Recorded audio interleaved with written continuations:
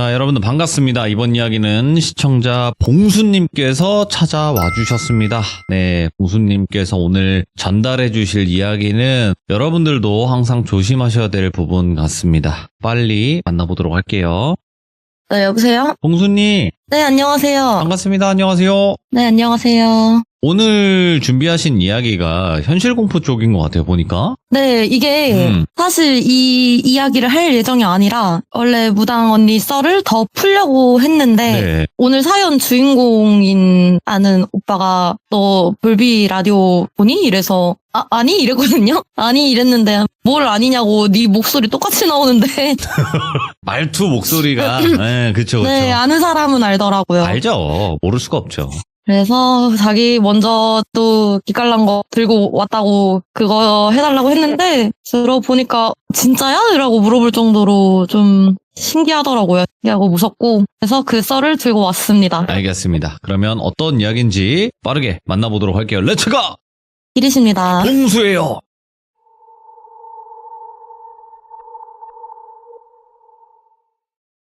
그 오빠가 직접 겪었다고 했는데 10년 좀 됐나? 그랬다고 하더라고요.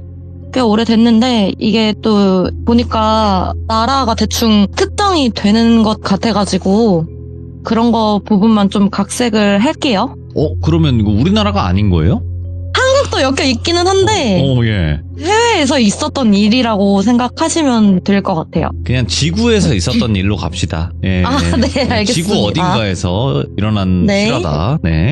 일단 그냥 솔직히 인정하기는 싫지만 이 오빠가 잘생겼어요. 허여물건해서 좀 호감이 있어가지고 곱상이라고 할게요. 곱상하게 생겨서. 곱등이 아니고 이제 곱상이. 예. 아니 곱상이. 예. 하여튼간에 곱상이는 이제 말하면 졸부지 도련님이에요. 이제 외할머니가 외국인 사채업자이고 아버지 쪽도 꽤 큰 회사 대표님이라고 하대요. 그래서 이제 현금 부잣집 뭐 하는 행색도 보면 진짜로 돈 많은 도련님인 게 보여요. 아무튼 간에 그런 집안인데 보니까 돈만 많은 집안이라는 소리를 듣기가 싫어가지고 그 꼬리표를 떼고 싶다고 곱상인의 남매는 엘리트처럼 키울 거라고 별의별 교육은 다 시키셨대요. 그리고 일단 또 외가가 외국인들이잖아요. 그래서 그 나라 언어는 정말 현지인 수준으로 하고 그 외에도 영어를 포함한 몇 개 언어까지 다 뗐대요. 얘가 원체 똑똑했던 것도 있지만 그만큼 부모의 기대를 얻고 컸잖아요. 네. 그리고 또 남자애잖아요. 제가 그 곱상인의 외가 측 나라의 문화를 잘 아는 거는 아닌데 옛날 사람들이라 그런가 남아 선호사상도 되게 심했대요. 그래서 이쁨만 받고 자랐잖아요. 그래가지고 애가 고삐가 원래 풀려 있었겠지만 성인 돼서는 아주 더 풀려버린 건지 이 여자 저 여자 막 만나고 다니고 뭐 돈을 막 펑펑 쓰거나 방탕하게 살거나 한다든지 흔히 말하는 나쁜 놈이에요. 나쁜 놈. 여자들 눈에서도 눈이 엄청 뽑았대. 눈물. 그것도 이제 부모님이 해결해 주시고 근데 웃긴 게 대학은 또 되게 잘 갔어요.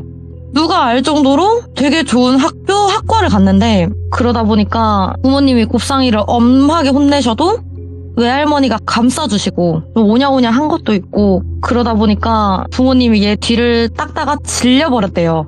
그 뒤로 얘가 이제 대학 학부는 끝났는데 그때 외할머니가 딱 돌아가셨고 부모님이 이때다 싶어서 이제 우리는 너한테 신뢰가 없다고 네 알아서 하랍시고 카드, 차, 살던 집 다 뺏어버리고 그래도 자식이라고 보증금은 해준다면서 월세 원룸방으로 쫓아내버렸대요. 이제 얘가 싹싹 빌었대요. 나 맘 잡고 진짜 공부할 거다. 이상한 여자들도 안 만나고 내 과 특성상 이제 석박사 준비해야 된다고 그렇게 안 하면 취직은 고사하고 아무것도 못한다고 해도 뭐 어림도 없다고 네 알아서 해라 하고 내쫓았대요. 경제적 지원이 아예 없어진 거잖아요. 그렇다고 애가 그렇게 살았는데 주변에서 돈 빌리고 그럴 성격이 아니잖아요. 당장 10,000원, 20,000원도 절실해져 버리니까 또 공부도 해야 되는데 바로 취직이 안 되니까 뭐라도 해봐야겠어서 좀 쉽고 괜찮은 일 없을까 해서 찾아봤는데 여행사 단기 알바 채용 공고가 떴대요. 근데 조건이 땡땡어를 할 줄 알아야 한다 해서 근데 얘가 되게 외국어에 진짜 특화됐다고 했잖아요. 능통하지. 예. 네, 운 좋게 그 언어를 원활한 수준으로 할 수가 있대요. 조건이 딱 맞아서 해외 몇 번 나가야 하는 만큼 돈은 어느 정도 보수도 있었고 자기 딴은 개꿀이라 생각했대요. 여행사 일이 어떤 일인지는 모르겠지만 기업 해외 출장이랑 다를 거잖아요.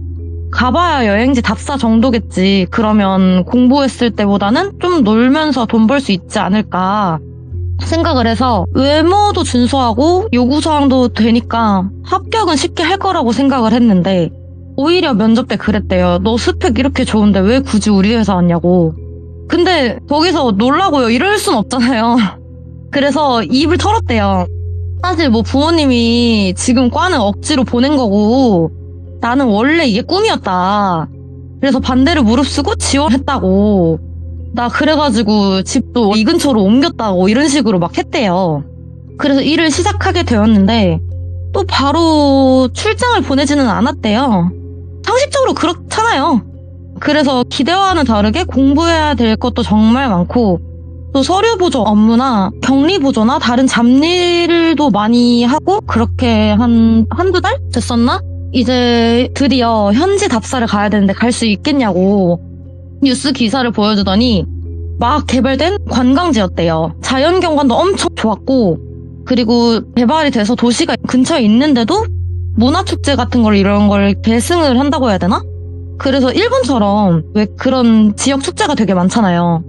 그런 게 많아서 여기가 좀 뜰 거다. 그래서 대표가 말하길 우리가 먼저 선점을 해야 되니까 답사를 다녀오라고. 그렇게 다 잘 되면 이제 우리 여행사도 엄청 커지고 직원도 많아지면서 너도 원했던 현지인 가이드나 이런 거 할 수 있다고. 뭐 사실 너 같은 스펙이 여기 왜 왔는지는 아직도 의문이긴 한데 그래도 똑똑한 사람이 일 잘하는 건 확실히 알겠다. 와줘서 고맙다고. 팀장이랑 같이 다녀오라고 해서 드디어 놀면서 돈 받을 수 있겠다. 개꿀이다. 축제, 술, 유흥, 음식 다 죽었다. 하고 부랴부랴 준비를 해서 그 나라로 자기 상사랑 그 가이드랑 같이 3명이서 떠났대요. 이제 공항 내려서 현지인 가이드 해가지고 총 4명이랑 같이 움직였는데 또 1시간 반 정도 내려가야 되는 외곽이래요. 가이드도 되게 친절하고 또 곱상이도 호기심이 많고 술도 좋아해서 해외 음식이나 이런 거 먹는 것도 궁금하니까 네. 기대를 많이 하고 또 근데도 오지니까 감수를 하려고는 했는데 진짜 뭐가 없긴 없었대요. 없었는데 자연경관이 장난 아니었다고 하더라고요. 밤에 별도 장난 아니고 뭐 생각보다 괜찮았대요. 그래서 첫 주에는 자연경관을 이용한 관광상품, 탐험 이런 것도 하고 사진도 많이 찍고 둘째 주부터는 그 지역 축제가 있대요. 그래서 진짜 놀다 가는구나 행복하다고 그냥 석박사 준비? 다 필요 없다고 나 여기에 뼈 묻을 거라고 이렇게 다짐을 했대요. 그러고 축제 기간이 시작되면서 전통 의상 체험도 있고 이색적인 놀잇감도 진짜 많아서 하루하루가 매일매일 마을 사람들이랑 춤추고 술 먹고 또 이게 얘가 진짜 정신을 못 차렸다고 생각이 든 게 현지인들도 시골 사람이라서 안 꾸며서 그렇지 원판 자체가 이쁜 사람도 많아서 돌아가면서 놀았대요. 그래도 아무도 뭐라고 안 하는 게 여기는 되게 자유분방하구나. 관광지로는 진짜 좋겠다. 그래서 동네 원로급 되는 노인들이 돌아가면서 술도 주고 진짜 은나라의 주지육림이 여기 있구나 싶더래요. 예. 그러다가 축제 중간 날이 됐는데 여느 때처럼 신나게 춤추고 부르는데 오늘은 춤을 추는 방식이 옛날엔 이제 파트너 정해서 이렇게 춤추는 거면 지금은 이제 사람들이 달팽이 모양? 예. 배열이? 그렇게 서 있어서 끝에서부터 춤을 추면서 안쪽으로 이렇게 들어가는 방식이었대요. 근데 딱 끝에 다 달랐는데 갑자기 축포가 빵 하고 터지면서 무슨 공단 같은 게 쭉 펼쳐지길래 보니까 글자가 써있더래요. 근데 할 줄 아는 언어긴 한데 이게 손으로 휘갈겨 쓴 거라서 뭔 말이지? 하고 딱 뚫어져서 보니까 알아들을 수 있는 단어가 딱 하나 보이더래요. 결혼. 뭐지? 축제 때 결혼도 하나보다. 신부 예쁜가? 하고 생각하는데 뭐 말로는 이제 결혼 축하드려요 하는데 사람들이 우뚝 멈춰서 자기를 빤히 보더래요. 근데 표정이 이색 등신인가? 이런 표정으로 쳐다보길래 뭔 상황인지 가늠이 안 되는 상황에 마을 원로가 여자 손을 끌고 와서 하는 말이 네 신부라고, 네가 결혼하는 건데 모르고 왔어? 이러더래요. 예. 술도 먹었겠다. 도저히 이 상황이 무슨 상황인가. 같이 온 상사랑 가이드랑 찾는데 없고, 생각해보니까 상사는 관광지 탐험 끝나고 축제 기간 동안에는 안 보였던 게 생각이 나더래요. 근데 이게 여기까지도 뭐 지금 말로 푸니까 벌써 상황 판단이 되잖아요. 네. 근데 그때까지만 해도 상황 파악이 안 돼가지고 뭐지 했는데, 설마 나를 속이려던 건가 했을 때 사람들이 막 잡길래, 아니 나 결혼할 사람 아니라고, 나 외국인이라고, 예. 나 외국인이다, 여기 나라 사람도 아니다 이랬는데 강제로 끌고 가서 신방에 밀어넣고 아까 원로가 데려온 여자랑 같이 가둬버리고 문을 잠가버리더래요. 뭔가 오해하신 거라고, 나 이 나라 사람 진짜 아니라고 막 두들기고 꺼내달라고 해도 막 그래도 자기보다 나이도 더 많아 보이는 신부가 막 옷을 벗으면서 다가오길래 무서워서 질려버리니까 더 말이 안 나오더래요. 이거 듣고 개꿀이 하실 분도 있을 것 같아서 말씀드리는데, 상식적으로 그 나라에서 남자 없어서 결혼 못해서 사오는 사람이 괜찮을 리도 없겠거니와 그게 아니더라도 원치 않는 상황이잖아요. 아무튼 간에 신부한테 옷 쥐어주면서 뭐 하시냐고, 이러지 마시라고 막 그러는데, 신부가 곱상이 뺨을 쫙 때리더니 우리 집에서 네 사오려고 얼마나 쓴 줄 아냐. 며칠 두고 보니까 매일매일 돌아다니면서 놀아 제낀 게 건강한 거 확실한 거 같더라. 야, 네가 당장 헛짓거리 해도 소용없고 우리만 귀찮아지니까 말하는 건데, 여기 아무도 네 편 없으니까 똑바로 하라고. 너 가축처럼 매달려서 남편 본분 다 할래? 이러더래요. 그렇게 그 날이 지나고 다음날 동트기 직전에 물을 확 뿌리면서 깨우더래요. 일어나서 당장 일하라고. 일하지 않으면 진짜로 네 쓸모없는 발목 잘라버리겠다고. 어이구. 당연히 핸드폰, 신분증, 여권 없겠죠? 여기까지 공항에서 차 타고 2시간 가까이 왔으니 길도 모르겠고 멀잖아요. 시간도 엄청 지났고. 그래서 일단은 현실적으로 생각했대요. 내가 여기서 좀 호감도를 산 다음에 그때 탈출을 하는 게 현실적으로 맞겠다고, 시간이 걸리더라도. 근데 그럼에도 엄청나게 고된 노동에 시달리고, 농사일도 농사일인데 마을에 무거운 짐 나르고 그런 거를 자기가 다 했대요. 그 동네가, 그 나라가 그런지는 모르겠는데 남자가 거의 없고, 남자가 좀 약간 돈을 다 벌어오고 그러다 보니까 귀하니까 집에서도 아들을 낳으려고 계속 낳다 보니까 딸이 많고 아들만 하나 있거나 그런 집이 되게 많더래요. 안 그래도 남자가 희귀하니까 그런 일들을 다 곱상이가 했는데, 힘든 것도 힘들고 마을 사람들이 다 지켜보고 있어서 도망도 못 친대요. 자기가 어딜 가면 그날 저녁에 너 어디 갔었지? 이런 식으로 다 확인을 시킨대요. 그리고 일 할당량이 있을 거 아니에요. 그걸 못하면 밥 자체도 안 준대요. 탈출을 할 기회도 없고 힘도 없어서 포기해야 될까 했는데, 이게 사람은 적응의 동물이라고 하잖아요. 그럼에도 여유가 생기더래요. 그렇게 일하다가 오지라고 했잖아요. 네. 아직까진 다 아날로그 형식일 거 아니에요, 거기는. 여기는 우리나라처럼 택배, 배송 이런 게 잘 되어 있는 게 아니라 아직까지도 우체부가 와서 다 해결한다고 하더라고요. 그러니까 이제 우체부는 이 마을 사람이 아닐 수도 있고 외지인이고, 그런 사람들은 다 공무직이잖아요. 그래서 이 사람을 이용하자 싶어서 자기 편지만 보내면 들킬 수가 있으니까 마을 사람들 택배나 우편물들을 자기가 보내는 척 하면서 심부름하는 척 그렇게 해서 쥐어줬대요. 심장 막 쿵쿵쿵쿵 뛰는데 생각외로 별거 없이 우체부는 그러고 출발을 했대요. 예. 해서 그냥 그런가 보다, 다행이다, 이제 기다리면 되겠다. 그렇게 하루, 이틀, 다음 주, 그 다다음 주, 다다다음 주, 그래도 답변이 없어가지고, 이게 집에만 보낸 거면 모르겠는데 대사관에도 보냈대요.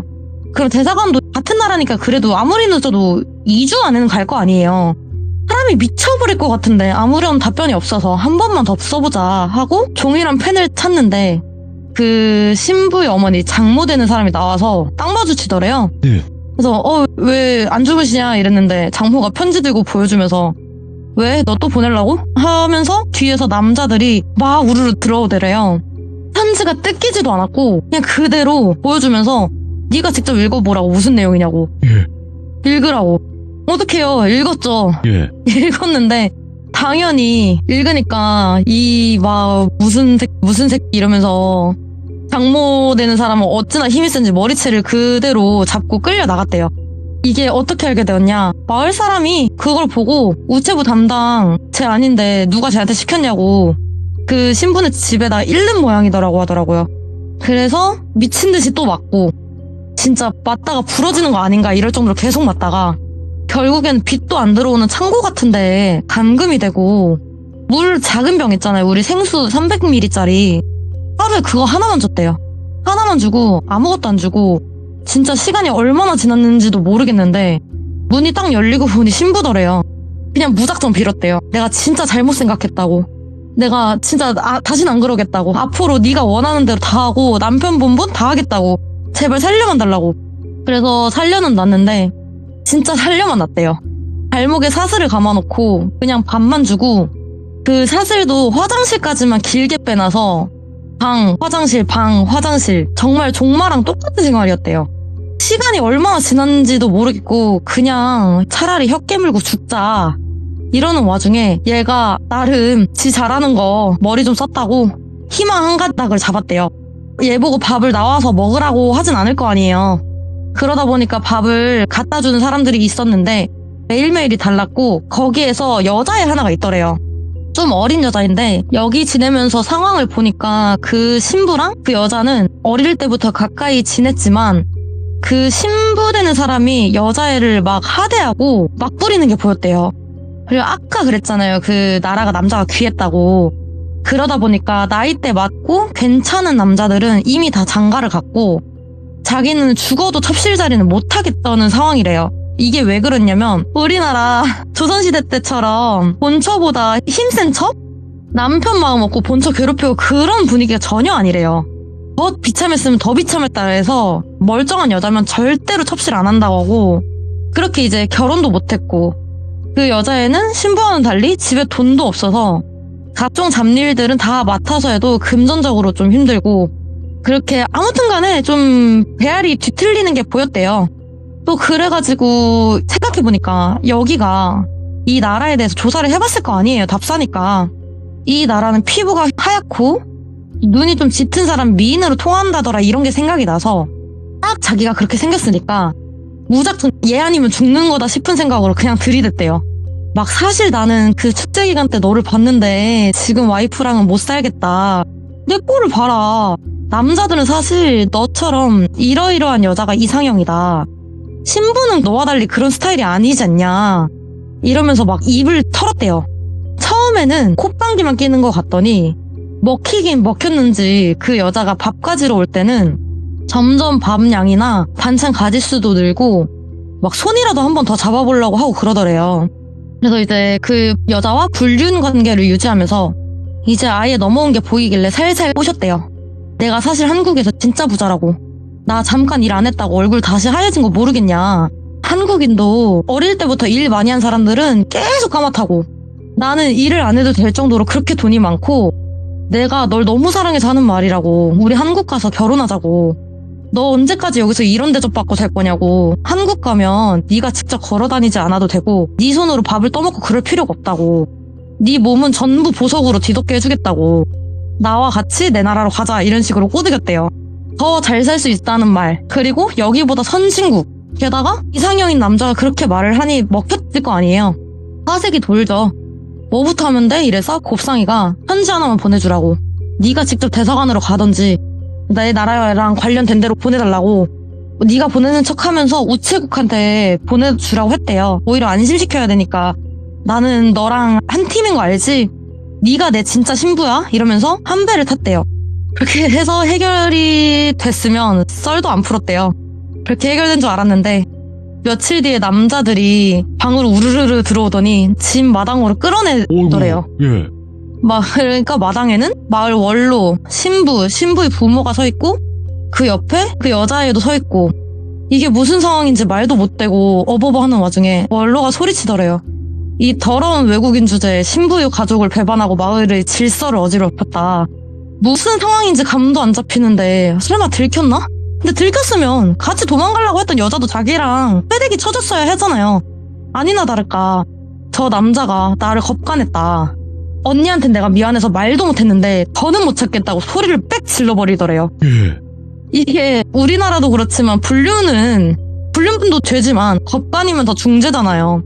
이게 그 나라가 종교가 여자든 남자든 불륜이 엄격하게 금지된 것도 금지된 건데 남의 것을 탐하는 게 더 크다고 하더라고요. 그게. 그래서 장로가 저 새끼 어차피 이렇게 시간이 지났는데도 신부가 임신도 못한 거 보면 남자 구실도 못하는 새끼다. 그런 새끼는 필요가 없다. 죽기 직전까지 매질하고 들깨한테나 물려가게 마을 밖에 내다 버리라고 해서 다시 미친 듯이 맞고 그렇게 버려졌는데 손가락도 못 움직이더래요. 근데 오히려 마음은 편하대래요. 차라리 이렇게 살 바에 죽는 게 나았다고. 그나마 저 사람들이 환불해달라고 그 업체로 연락 안 한 게 다행이라고 하면서 죽는구나 하고 눈이 감겼는데 다시 정신을 들길래 네. 눈을 떠보니까 그 꼬셨다는 여자애가 자기를 치료하고 있더래요. 깼어? 너 3일이나 기절해 있었어. 이러길래 일어나서 여자의 멱살을 잡고 소리를 질렀대요. 너 도대체 뭐 한 거야? 니만 잘했으면 난 한국으로 돌아갈 수 있었다고? 이러면서 도대체 왜 그런 거야? 내가 너 호강시켜주겠다고 한 거잖아. 아 아니지. 화내서 미안해. 네가 따로 방법이 있었던 거지 그치? 그래 지금이라도 당장 공항 가자고. 공항 빨리 뭐하냐고. 막 벌벌벌 떨리고 예. 이게 눈물이 나는데 웃음 지으면서 억지로 이렇게 얘기를 했대요. 근데 그걸 듣더니 여자가 표정을 딱 굳으면서 코웃음을 막 치더래요. 거봐 너도 한국으로 돌아갈 수 있었다고 하잖아 지금도. 너만 나 네가 보내려던 편지 봤어. 네가 나도 같이 데려간다고 해서 한국에 대해 알아보다가 그 편지 해석해달라고 했어. 너 비행기표 하나만 해달라고 했더라? 무슨 호강? 너 나 버리고 한국 갈 생각 아니었어? 나 바보 아니야. 생각해보니까 너도 너같이 생긴 한국 여자 만나고 싶겠지. 나랑 살겠어? 나 황금이랑 보석 다 필요 없어. 내가 직접 걸으면 되고 직접 하면 돼. 너도 그냥 여기서 살아. 나 너 좋아해. 너도 당장 나 좋아해. 너만 나 좋아하면 끝이잖아. 나 네 애 임신한 것 같아. 어차피 나도 더러운 년이라고 이 마을에서 쫓겨났어. 그냥 여기서 살아. 난 너 안 가줄게. 나 그 언니처럼 나쁜 여자 아니야. 이러길래 눈이 빨개져서 단단히 돌아버린 게 보였대요. 와. 지금 생각할 너무 소름이 돋았는데 그때 당시에 소름도 소름이지만 망연자실했대요. 나는 이렇게 평생 이러고 살아야 되나. 자기가 여태 망나니 짓 하고 다닌 벌을 이렇게 받는구나. 근데 뭐 양심이 그나마 조금이라도 있었다고 이 여자도 내가 이용하려고 했다가 이 꼴이 난 거니까. 또 자기가 여기서 산지 몇 개월이 됐잖아요. 집에서도 뭐라도 소식이 있어야 되는데 없는 걸 보면 대망나니 짓을 하도 했으니까 내놔서 연락을 안 하는 거겠다. 그래서 그렇게 사람이 그게 몰렸으니까 자포자기를 해버리게 된대요. 안 그럴 것 같죠? 그게 오지에서 아무런 소통이 안 되고 몇 달 내내 맞고 고되게 일하고 가스라이팅 당하면 게다가 아무도 나를 찾지 않는다 생각하면 그렇게 된대요. 그래서 그냥 살았대요.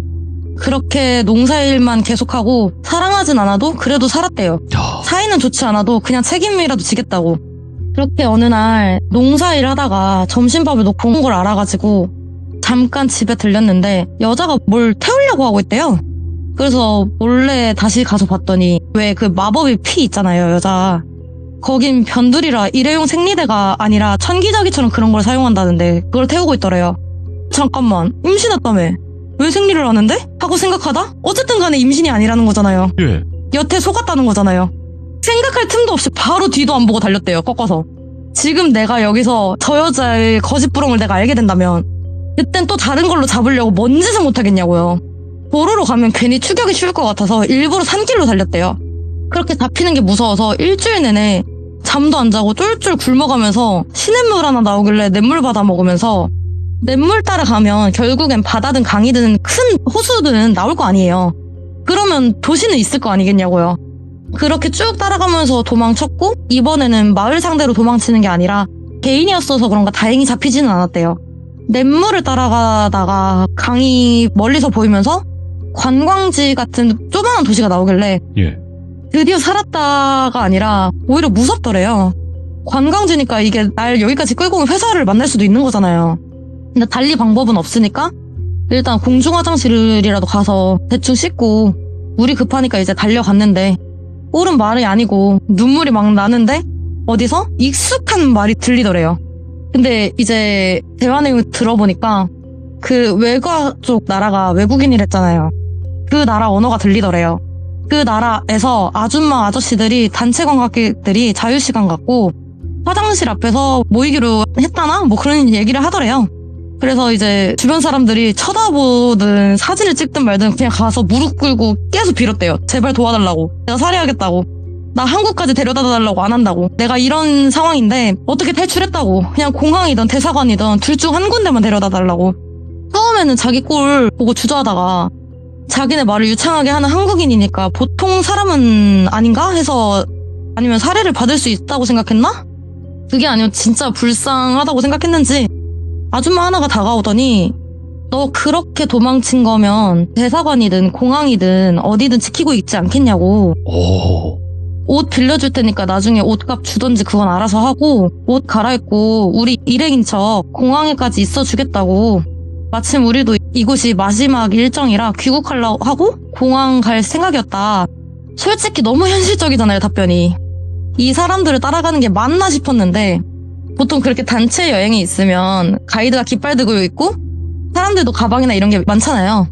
그런 이상한 단체는 아니겠다 싶어서 따라가기로 결정했대요. 그리고 안 따라가도 별 수가 없었던 게 이 나라에서는 서류상으로는 깨끗하지만 결혼은 당했으니까 경찰에 가면 그 동네로 다시 끌려갈 수도 있잖아요. 예. 왜냐면 그 현지인 편이겠죠. 그 현지 경찰인데. 그렇게 관광버스를 타고 공항에 가는 와중에 그 아줌마한테 휴대폰을 빌렸대요. 그래서 누나의 SNS 계정에 막 연락해서 지금 나 핸드폰도 여권도 신분증도 아무것도 없다고 제발 봐라 했는데 몇 분 지나서 답장이 오긴 왔대요. 너 진짜 곱상이 맞냐고. 도대체 뭐 어디서 뭐 하다가 이제 연락하냐고. 부모님한테 연락 좀 하라고. 그래서 맞다고 하면서 그때 이제 사진을 찍어서 보낼 수가 있잖아요. 자기 얼굴 사진 찍어 보내면서 여기가 어느 나라인데 내가 상황 설명할 시간 없다고 나 좀 도와달라고. 드디어 진짜 안도감이 나면서 눈물 콧물 나고 막 정신이 없더래요. 예. 일단 그래서 누나가 여권이랑 이런 거 다 준비해서 갈 테니까 지금 내가 찾아보니 그 나라의 땡땡 호텔에 내 이름으로 예약할 테니까 갈 상황이 되냐. 된다. 여기 사람들이 태워다 준다 해서 그 사람들한테 자기 연락처로 살해하겠다고 메시지 하나만 남겨달라고. 최대한 빨리 항공권 알아보고 가겠다 해서 그렇게 연락을 마무리를 하고 다행히도 호텔에는 도착을 했대요. 예. 그분들한테 살해하겠다는 약속을 하고 호텔로 입성을 했는데 방 밖으로도 못 나가겠대요. 밥도 필요 없대요. 그냥 며칠 굶고 말지. 누가 문 벌컥 열고 쳐들어올까봐 잠도 못 잤대요. 그래서 며칠이 지났을까 엄마가 누나랑 같이 호텔에 잘 와서 무사히 귀국도 한 걸로 마무리가 됐는데 당연히 집에서는 난리가 났대요. 내놓은 자식이라도 몇 개월간 연락 두절된 사유가 안 좋은 사유잖아요. 엄청 걱정되지. 예. 그쵸. 당장 형사적인 고소를 준비했는데 당연히 그런 일 하던 애들이 거점지를 한 곳에만 둘 리도 없고 당연히 또 몇 개월 지났잖아요. 예. 휴대폰도 없어졌고 그런 기록이 아무것도 없잖아요. 증거는 고사하고 피의자도 없잖아요. 그래서 신고를 했는데도 경찰은 네가 네 마음대로 출국해놓고 왜 여기서 와서 따지냐는 식이고 남자가 살아 돌아왔으면 된 거지. 너도 뭐 그런 여자애들이랑 즐겼던 거 아니냐. 그래서 곱상이도 실리다 엄마 이제 그만하자. 없어진 애들 찾는 것도 고사하고 찾다가 내가 신상 퍼지면 그게 더 머리 아플 것 같다고. 예. 근데 그럼에도 자식이라고 뭐라도 해보려고 했대요. 뭐 처벌도 안 된다지 경찰도 협조 안 한다 하지. 그럼 걔네들이 뭐 하는 새끼들인지 찾아라도 보자. 외가가 사채업자라 했잖아요. 사람 찾는 건 귀신같이 잘 찾지 않겠냐고요. 그래서 이런 거 들으면 뭐 흔히들 생각하는 대륙이냐 아니면 어디 조직폭력배가 엮여있냐 그렇게 생각하실 것 같은데 아니래요. 그냥 진짜 평범한 한국인들 몇 명이래요. 예. 웃긴 게 그러고 나서 거점지 옮긴다고 애들이 출국도 안 하고 그냥 한국에 그렇게 있었대요. 그냥 똑같은 일도 하고 그렇게 하고 알선도 하고 심지어 곱상이만한 아들 딸 다 있고 오히려 동네에서는 되게 사람 좋고 기부도 많이 하고 인식이 되게 좋대요. 예. 근데 생각해보면 이제 왜 스뜩이 그렇게 좋고 잘 사는 게 보이잖아요. 그럼 안 건들 것 같잖아요. 근데 왜 그랬냐고 따지긴 했대요. 사실 이게 원래 외국인 대상이래요. 네. 불체자, 아무도 찾을 수 없는 고아, 노숙자 이런 사람들을 타겟으로 잡는데 그렇게 팔려나게 된다면 찾으니까 힘이 없는 사람들이니까 올 수도 없대요. 곱상이의 경우에는 굉장히 운이 좋았고 또 곱상이가 언어를 할 줄 아니까 기회가 많았던 것 뿐이지 일반인들은 거의 그럴 수가 없잖아요. 근데 그럼 왜 하필 곱상이였느냐? 20대 초중반 애가 혼자 산다고 하면 부모 그늘에서 일단 벗어났잖아요. 회식이라든지 회사 사람들이랑 이야기하다 보면 자기가 집에서 어땠는지 한두 번 얘기할 수 있잖아요. 네. 그렇게 사는 애면 뭐 연락하고 그럴 일이 없잖아요. 부모랑. 남자애니까 또 특히 안 하겠다 싶어서 타겟 삼기엔 나쁘진 않았대요. 그렇게 됐던 거고. 그래서 곱상이한테 물어봤어요. 오빠 그러면 진짜 그냥 어떻게 된 거야? 그렇게 해서 해결은 됐어 하니까 우리 집에서 아무것도 안 했어 이러대요. 그래서 그냥 제 생각인데 곱상이 성격이나 곱상이네 가족 성격상 가만 안 뒀을 것 같은데 끝까지 그 사람들의 처분은 어떻게 됐는지 거기까지는 말 안 해주더라고요. 뭐 법적으로는 어떻게 할 수는 없다고 해도 법보다 주먹이 더 가깝다고 하잖아요. 예. 끝까지 말 안 해주는데 그냥 이 말만 하더라고요. 니들이 걱정하는 거는 해외나 중국 이런 범죄단체가 아니라고. 직장 동료든 새로 만난 애인이든 아니면 누구든 간에 가족도 못 믿겠으면 네 약한 모습이나 안 좋은 상황을 절대 티내지 말라고. 그러고 나서 그 얘기는 이제 끝이 났어요. 근데 이게 네. 더 무서웠던 게 뭐냐, 우리가 편견을 갖고 있는 게 네. 이런 일을 벌이는 사람들은 그냥 어떤 범죄 단체 아니면 어떤 조직 이럴 거라고 생각을 해버리는 거예요. 네네. 근데 사실상 우리가 예를 들자면 뭐 주식을 예를 들어 해요.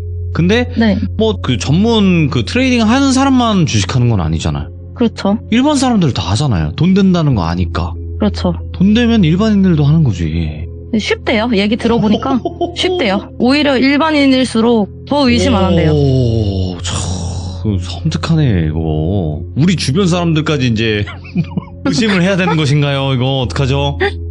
그러니까요. 아, 오늘 그래도 봉수님께서 정말 또 이야기 잘 전달을 해주셨고 결국에는 겨우 탈출해서 이제 살아 돌아올 수 있었던 그런 이야기가 아니었나 생각을 합니다. 아, 너무너무 감사드립니다. 고맙습니다. 네, 감사합니다. 네. 자, 여러분들, 우리나라도 조심은 해야죠, 당연히. 근데 이제 해외는 정말 조심해야 돼요. 그 뉴스나 이런 데 요즘 많이 나오니까 잘 아실 거라고 생각을 하고요. 해외는 자칫 뭐 어떤 일이 발생을 하면요, 우리가 어떻게 할 수 있는 방법이 거의 없어요. 힘들어요, 꽤나. 그러니까 항상 조심하시길 바라겠습니다. 감사합니다.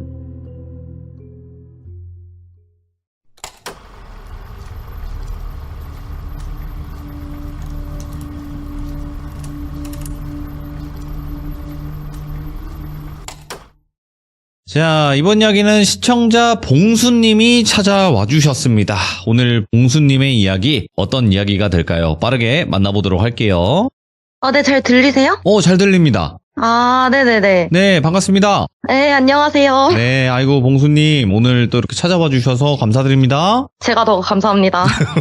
자, 일단은 봉수님께서 항상 무당 언니분의 이야기들이 좀 계속 있었어요, 여태까지. 네네. 네, 근데 오늘은 무당 언니분의 이야기가 아닌 것 같습니다. 네, 아니고 아예 다른 사람 이야기고 네. 전화랑 이어지지는 않는데 그냥 현실 공포인데 이게 근데 전달을 받은 거잖아요. 아, 괜찮아요. 사실 네. 모르겠어요. 이게 그렇게 무서운 건가? 자, 봐봐요. 사자가 나타났어요. 네. 아니다. 산에 호랑이가 100마리가 나타났어요. 네네. 무서워요? 저희 집 아니죠? 근데 이거 애기들한테 하잖아요. 네네. 눈물 콧물 다 빼요. 제가 옛날에 한번 해봤거든요. 산에 호랑이가 100마리가 나왔다고 하면 다 울면서 도망가요, 애들이. 그러니까 사람마다 다른 거예요. 어떤 이야기는 누군가에게는 굉장히 무서운 이야기고 어떤 이야기는 뭐야, 뭐 나는 공감 못 하겠는데 하는 거예요. 그러니까 그냥 하셔요. 아시겠죠? 네, 알겠습니다. 네. 자, 그러면 오늘의 이야기 빠르게 출발을 해보도록 하겠습니다. 렛츠고! 길이십니다. 봉수예요.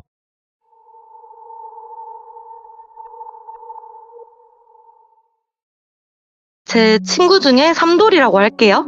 예전에 풀었었던 썰 주인공 릴라를 통해서 알게 됐는데 이 친구가 자영업자예요. 자영업인데 우리가 코로나 때 이후로 경기가 많이 안 좋아지면서 인테리어 사업을 했는데 코로나 때면 사실 매장을 여는 사람도 없고 뭐 그러다 보니까 할 일이 없잖아요. 그래서 너무 장사도 안 되고 이것저것 해보고 대출도 받고 그래도 안 되겠으니까 너무 힘들고 그러다 보니까 결국에는 접었는데 여태까지 모은 돈 다 털렸으니까 분노가 쌓이고 그 분노가 다른 데로 튀어서 이제 한국은 가망이 없다. 답은 해외다 하면서 해외에서 워홀식으로 일하고 더 나아가서 뭐 영주권이든 시민권이든 취득하는 쪽을 알아보게 됐대요. 하여튼간에 어찌어찌 그래서 워홀까지는 갔어요. 근데 이제 그냥 타지도 아니고 아예 물을 건너가 버리는 거니까 같은 대한민국에서 솔직히 다른 동네로 가도 외롭잖아요. 근데 거기는 아예 공기 냄새부터가 다르니까 그래서 외로우니까 한인타운까지는 아니고 뭐 인터넷이나 그런 데서 한국인들 그리고 비슷한 연령대 사람들끼리 소모임이 있길래 가입을 했대요. 그래서 다 같이 여기 생활 정보 공유도 하고 으쌰으쌰 하면서 또 만나서 술판도 벌일 거 아니에요? 그런 분위기인데 그 당시에는 팬데믹이 왔었기도 하고 한국이랑은 다르게 뭐 하나를 하려면 차가 필요했대요. 꼭 집집마다도 거리가 멀고 해서 모일 때가 마땅치가 않았는데 거기 그 회원장이라고 해야 되나? 하나가 집이 좀 큰 집에 산다고 해서 다른 사람들은 이제 워홀이니까 리스를 할 거 아니에요. 홈리스를. 근데 그게 아니라 자가라고 해가지고 꽤 오래 살았다고 하니까 그 장소에서 계속 모였었다가 솔직히 도피성으로 나간 거잖아요. 그러다 보니까 뭐 직업이 편하고 많이 버는 직업을 가지기는 어려웠대요. 그래서 다들 안 그래도 돈이 없는데 또 의미 없는 술 약속만 계속 늘어나니까 현타로 제대로 왔던 상황에 거기 모임장 그 집주인이 또 동갑이었대요. 걔가 개인적으로 말을 걸길래 얘기를 하다 보니까 나도 현타가 온다. 근데 삼돌이 너는 어쩌다가 해외살이를 준비를 했냐 하니까 얘기를 풀었는데 서로 이야기를 나누다 보니 A도 비슷한 상황인 걸 알게 됐대요. A는 한국에서 유흥업소를 하다가 그렇게 됐는데 이제 삼돌이가 했었던 일반 자영업보다는 유흥업소가 초기 비용이 좀 더 세잖아요. 그래서 그런지 접고 나서 너무 빚이 많았는데 거의 가까이 갚아 나간다고. 그래서 혹했대요, 솔직히. 혹할만 하잖아요. 얼마 안 됐는데 그걸 다 갚으니까. 그래서 이제 뭐 했길래 그렇게 상환이 빠르냐 하니까 자기는 주말 근무, 토요일 근무하고 평일 3일 근무해서 주 5일 근무를 하는데 그때는 숙박업소에 청소 일을 하면서 휴무 요일에는 뭐를 하냐. 자기 지인이 거기 해외에서 이제 좀 꽤 큰 제약회사 누가 들어도 다 알만한 데래요. 거기를 다니는데 거기서 생동성 실험을 한다고 주에 100 정도가 나온대요. 그래서 최소한만 쓰고 빚을 다 갚아버렸다고 하니까 이런 경우는 듣기는 했대요. 삼돌이도. 생동성 실험을 안 해본 건 아니었대요. 또 자기도. 근데 그게 한국에서 하긴 한 건데 보통 많아도 진짜 많이 받아도 10만 원, 15만 원. 그리고 그마저도 거의 한 일주일은 그 병원에서 지내야 되고 그게 아니라 뭐 그냥 집에서 하루 이틀 검진 받고 그런다는데 많이 준다고 하니까 아 역시 노비집도 대간만인데 노비가 더 낫다는 게 뭔 말인지 알겠더래요.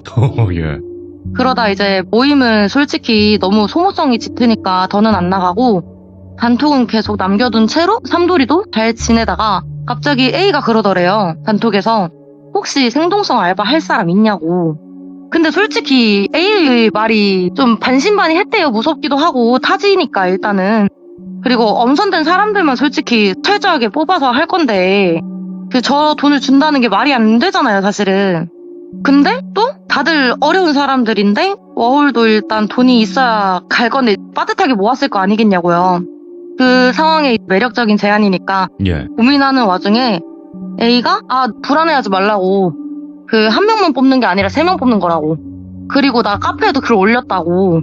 근데 진짜 들어가 보니까 맞대요. 그리고 그 카페가 규모도 꽤 큰 데라서 솔직히 불법적인 거면 그런 데다 올리진 않을 거 아니에요. 그래서 지원이라도 해보라고. 지원자 너네만 있는 게 아니라 떨어질 수도 있다고 하니까 거기 단톡방에 있었던 인원들이 다 지원했대요. 뭐 그렇잖아요. 거기서 뭐 잘 되는 사람들도 있겠다마는 아직 시민권 영주권도 못 따고 그냥 진짜 외국인 노동자로 간 건데 돈이 없으니까 그렇게 지원을 하게 됐고 검사는 받았어야 됐대요.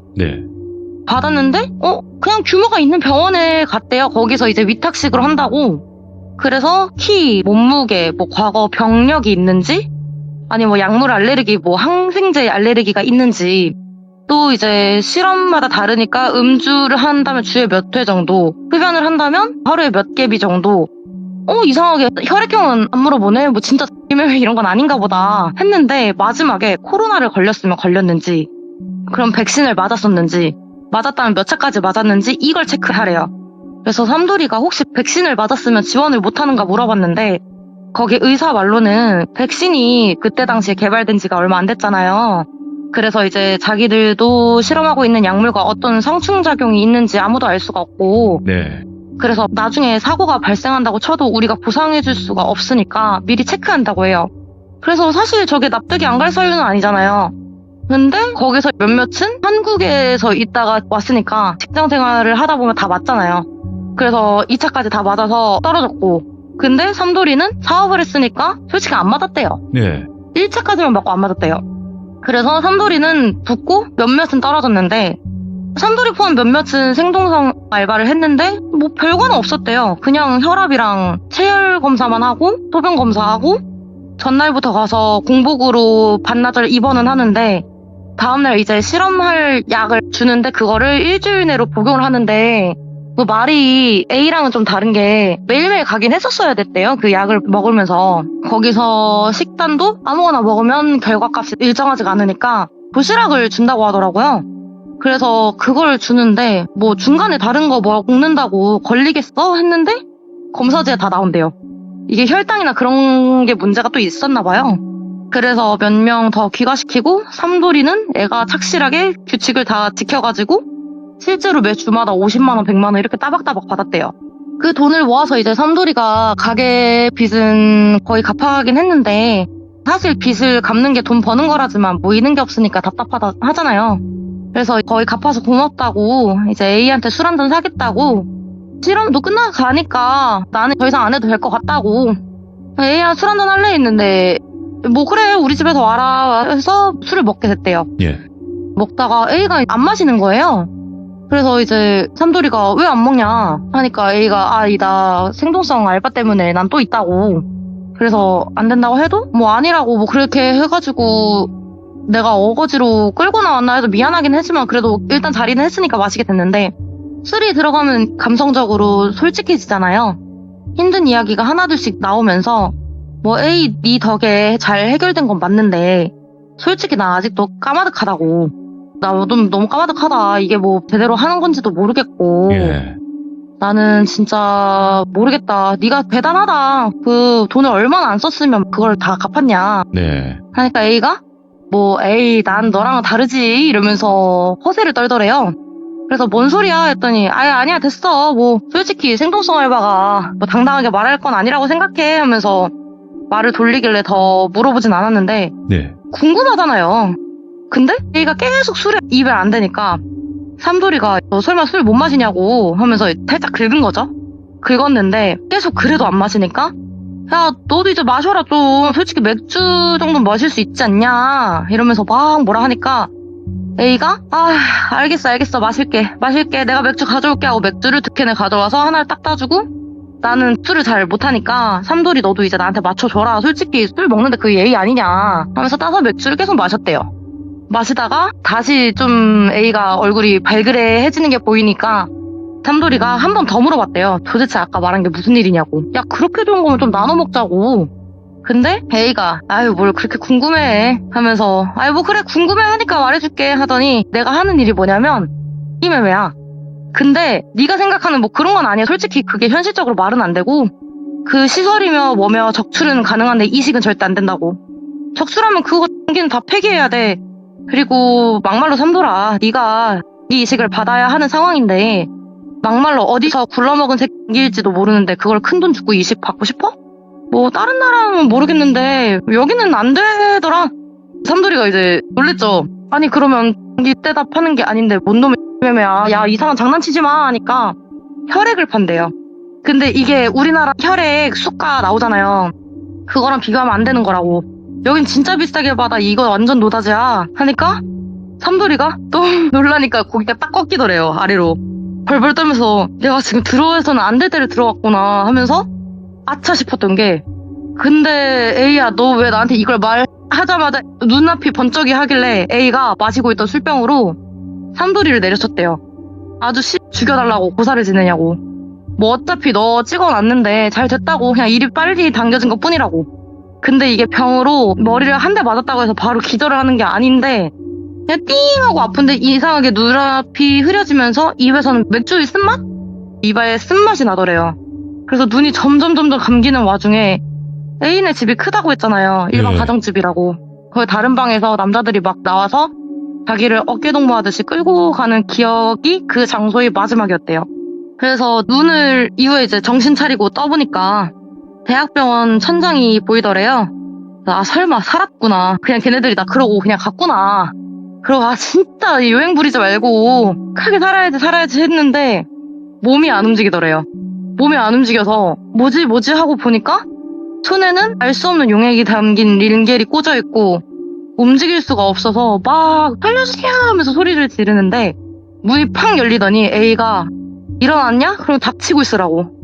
시끄러워 죽겠다고 여기 너만 있는 거 아니라고. 근데 상황 파악을 할 것도 없이 뭐 영화에서 보면 이거 안 풀어 이러면서 소리 지르고 그러잖아요. 다 거짓말이래요. 바로 질질 짜면서 빌 수밖에 없대요. 막 엉엉 울면서 살려달라고 진짜 신고 안 하겠다고 나 그냥 바로 한국 돌아가겠다고 다시는 이 나라 쪽으로 쳐다도 안 보겠다고. 근데 먹히겠냐고요. 막 소리지고 난리치면 와서 개답도 패고 남자들 들어와서 창문이 있긴 있었는데 뭐 누워서 묶여있는데 보이겠냐고요. 그래서 그냥 그렇게 매일매일 피가 뽑힌대요. 근데 이게 피가 뽑히는 게 매일 뽑히냐 뽑혀서 죽을 것 같잖아요. 예. 안 죽는데요. 생각으로 안 죽는데요. 안 죽고 그냥 어지럽기만 하고 힘이 없고 용변도 자기가 처리를 못한대요. 그냥 묶여가지고 어떤 아줌마 들어오면 그 아줌마가 그냥 다 해주고 아줌마한테 제발 살려주세요 해도 아줌마가 일단 한국 사람이 아니래요. 와, 예. 진짜 그냥 저 대신 피 뽑는 목장이래요. 비유가. 예. 그렇게 며칠이 지났나? 그렇게 먹일 건 다 먹이고 뭐 욕창 안 생기게 욕창 생기면 병원 가야 되니까 깔끔하게 관리를 받으니까 살긴 사라진대요. 근데 이게 몸은 살아도 정신이 아니잖아요. 그렇게 몇 날 며칠이 지났나? 나 이렇게 죽는구나 하는데 거기서 삼돌이가 죽었으면 이 썰도 못 전했겠죠? 이게 삼돌이가 조상신이 도왔다고 해야 되나? 네. 어쨌든 간에 얘만 잡히진 않았을 거 아니에요. 근데 거기 잡힌 사람 중에 운이 진짜 좋게 탈출 시도를 한 사람이 있었나 봐요. 네. 자기 있는 밖에 엄청 난리 나는 소리가 나서 안 그래도 피 뽑혀서 힘이 없는데 몽롱한데도 정신이 들 정도로 큰 소리가 나더래요. 뭐 깨지는 소리 나고 부서지는 소리 나고 영어로 뭐라 고함 치는 소리도 들렸는데 이건 멀기도 멀고 영어도 능숙한 것도 아니라서 제대로 못 알아들었대요. 그러다가 화재 경보가 막 울리는 소리가 들리고 방 밖으로 검은 연기가 새어나오고 점점 더워지는 걸 더해서 방이 너무 뜨겁잖아요. 연기가 새어들어오면서 이제 아 이렇게 진짜 죽는구나 하고 저 사람처럼 나도 탈출 시도라도 해볼 걸 하고 스르르 눈이 감겼는데 네. 눈을 다시 뜨니까 또 병원 천장이래요. 그래서 비명 지르고 진짜 이번엔 울면서 그냥 차라리 죽여달라고 난리를 쳤는데 이제는 몸이 진짜 움직여지더래요. 다행히도. 그냥 안전한 병원? 온몸에 화상 입었고 거기 있던 사람 중에 살아남은 사람이 거의 없었다고 하더라고요. 그래서 붕대 칭칭 감겨있고 주위 둘러보니까 몸 상태가 말이 아니니까 그제야 통증 몰려오고 제정신을 못 차리는 와중에 이게 우리나라처럼 경찰이 와서 상황 배려해주고 그러지가 않대요. 여기는 그냥 신원 파악은 되었으니까 이제 삼돌이네 가족도 호출하고 그랬는데 네. 아까 그런 유한 분위기가 아니라 했잖아요. 그런 와중에 삼돌이도 너 납치된 게 아니라 사실은 네가 자발적으로 팔려고 여기 들어온 거일 수도 있지 않냐. 아. 이런 식으로 강도 높은 수사가 진행이 됐대요. 이제 사안이잖아요. 일이 너무 크니까 자범이 아니니까 수사가 제대로 이루어졌나 봐요. 그래서 불이 크게 났던 건 맞으니까 거기서 조직원들 몇 명이랑 A는 잡긴 잡았대요. 잡긴 잡았는데 A도 그때 많이 다쳐서 중환자실에 입원 중이라고 하고 이제 강도 높은 조사를 몇 날 며칠 하고 멘탈이 나갈 법도 하잖아요. 근데 이게 사람이 표현이 이게 맞나? 모르겠지만 똥 마려울 때랑 싸고 나왔을 때랑은 다르다고. 네. 삼돌이는 일단 지금 안전한 상태잖아요. 근데 경찰이 아까 A도 같이 입원했다 그랬잖아요. 뭐 가해자잖아요. A가 일단은 속편하게 치료만 받고 있다는 사실이 알고 나니까 눈이 뒤집히더래요. 예. 뭐 저 같아도 이제 그런 감정은 느끼기는 했겠지만 솔직히 찾아가볼 깡은 안 될 것 같거든요. 근데 병원을 기웃거렸대요. 그 A를 찾으려고. 예. A의 이름은 일단 실명인지는 모르겠지만 알긴 알고 수사관이 A의 입원 사진을 알려줬잖아요. 그리고 뭐 이건 편견일 수도 있겠지만 보통 그런 큰 사고가 나면 급한 상황이니까 한 번에 입원을 시키지 얘는 어디 쟤는 어디 이러진 않잖아요. 그렇게 병원을 딱 돌아다니면서 찾기는 찾았대요. 찾기는 찾았는데 이게 영화처럼 용의자라고 뭐 지키고 그럴 것 같았는데 그것도 아니었대요. 뭐 A도 전신에 뭐 부상이 심했다고 하니까 못 돌아다닐 걸 알고 그랬는지 계속 지키진 않아서 잠깐 자리를 비운 사이에 딱 들어갔대요. 딱 들어가서 문 잠가버리고 A한테 이제 다가간 거죠. 기절해 있을 줄 알았는데 눈 뜨고 밥 처먹고 있는 꼴이 더 부하가 치밀더래요. 그래서 야 안녕 이 먼발새야? 우리 아직 할 이야기 안 끝났지? 하면서 다가가니까 A가 경비원 부른다고 난리를 쳐도 밖에 없는 거 알고 들어왔는데 뭐 들어오겠냐고요. 예. 상황이 역전된 거죠. 살려달라고 했던 삼돌이는 이제 죽이려고 다가가고 죽이려고 했던 A는 살려달라고 비는 꼴이 참 그게 실수가 나왔대요. A의 멱살을 잡고 막 흔들면서 너희 새끼야 그러고 살고 평생 벌 안 받고 살 줄 알았어? 막 뭔말새끼 뭔새끼 이렇게 막 욕하다가 이제 제일 궁금했던 거 그 모임 사람들 중에 왜 하필 나였냐고. 그렇잖아요. 그 백신 맞는다고 그게 뭐 피를 못 뽑는 건 아니잖아요. 그래서 걔가 왜 하필 나였냐고 이러면서 막 욕하면서 두들겨 패니까 A가 처음엔 그냥 맞아주다가 아이 먼발 그만 하면서 소리를 지르더니 딱 밀쳤대요. 삼돌이를 밀치고 야 이 먼발 새끼야 네가 백신 쳐맞을 일이 없는 인간관계 아무것도 없는 개 찐따 새끼인 거 보였으니까 너였다고. 뭔 말인가 하니까 한국인이라면 그때 당시 백신을 안 맞고는 뭘 할 수가 없었잖아요. 예. 직장도 못 다니고 어디 음식점 하다못해 뭐 마트 카페 이런 데 다 못 들어가잖아요. 다시 말해서 얘가 사람들을 만나고 그런 애가 아니니까 찾을 사람도 없잖아요. 예. 그런 애가 마침 한국보다 치안이 조금 더 느슨한 해외로 왔고 식단 지켜야 된다고 도시락 지급했잖아요. 그게 사실 뭐 건강관리의 목적도 있었는데 이제 A가 말을 하길 그게 새끼가 사실 지키려면 지켰는데 사람들이 왜 못 지켰는지 단순하게 생각해보라고 이 빡대가리야. 그게 지킨 새끼가 니밖에 없었던 거 보면 니 빼고 다 나돌아다니면서 만났던 사람들이 있지 않겠냐고. 일단 누구든 없어지면 신고는 언젠간 들어간다고. 그럼 마지막으로 만난 사람들 하나하나씩 다 털 건데 그렇게 접촉하는 사람들이 많아진다면 어찌되었든 꼬리 잡기는 쉽지 않냐고. 오. 삼돌이가 그럼 니랑 나랑 받은 생동성 실험한 그 제약회사는 뭐였냐고.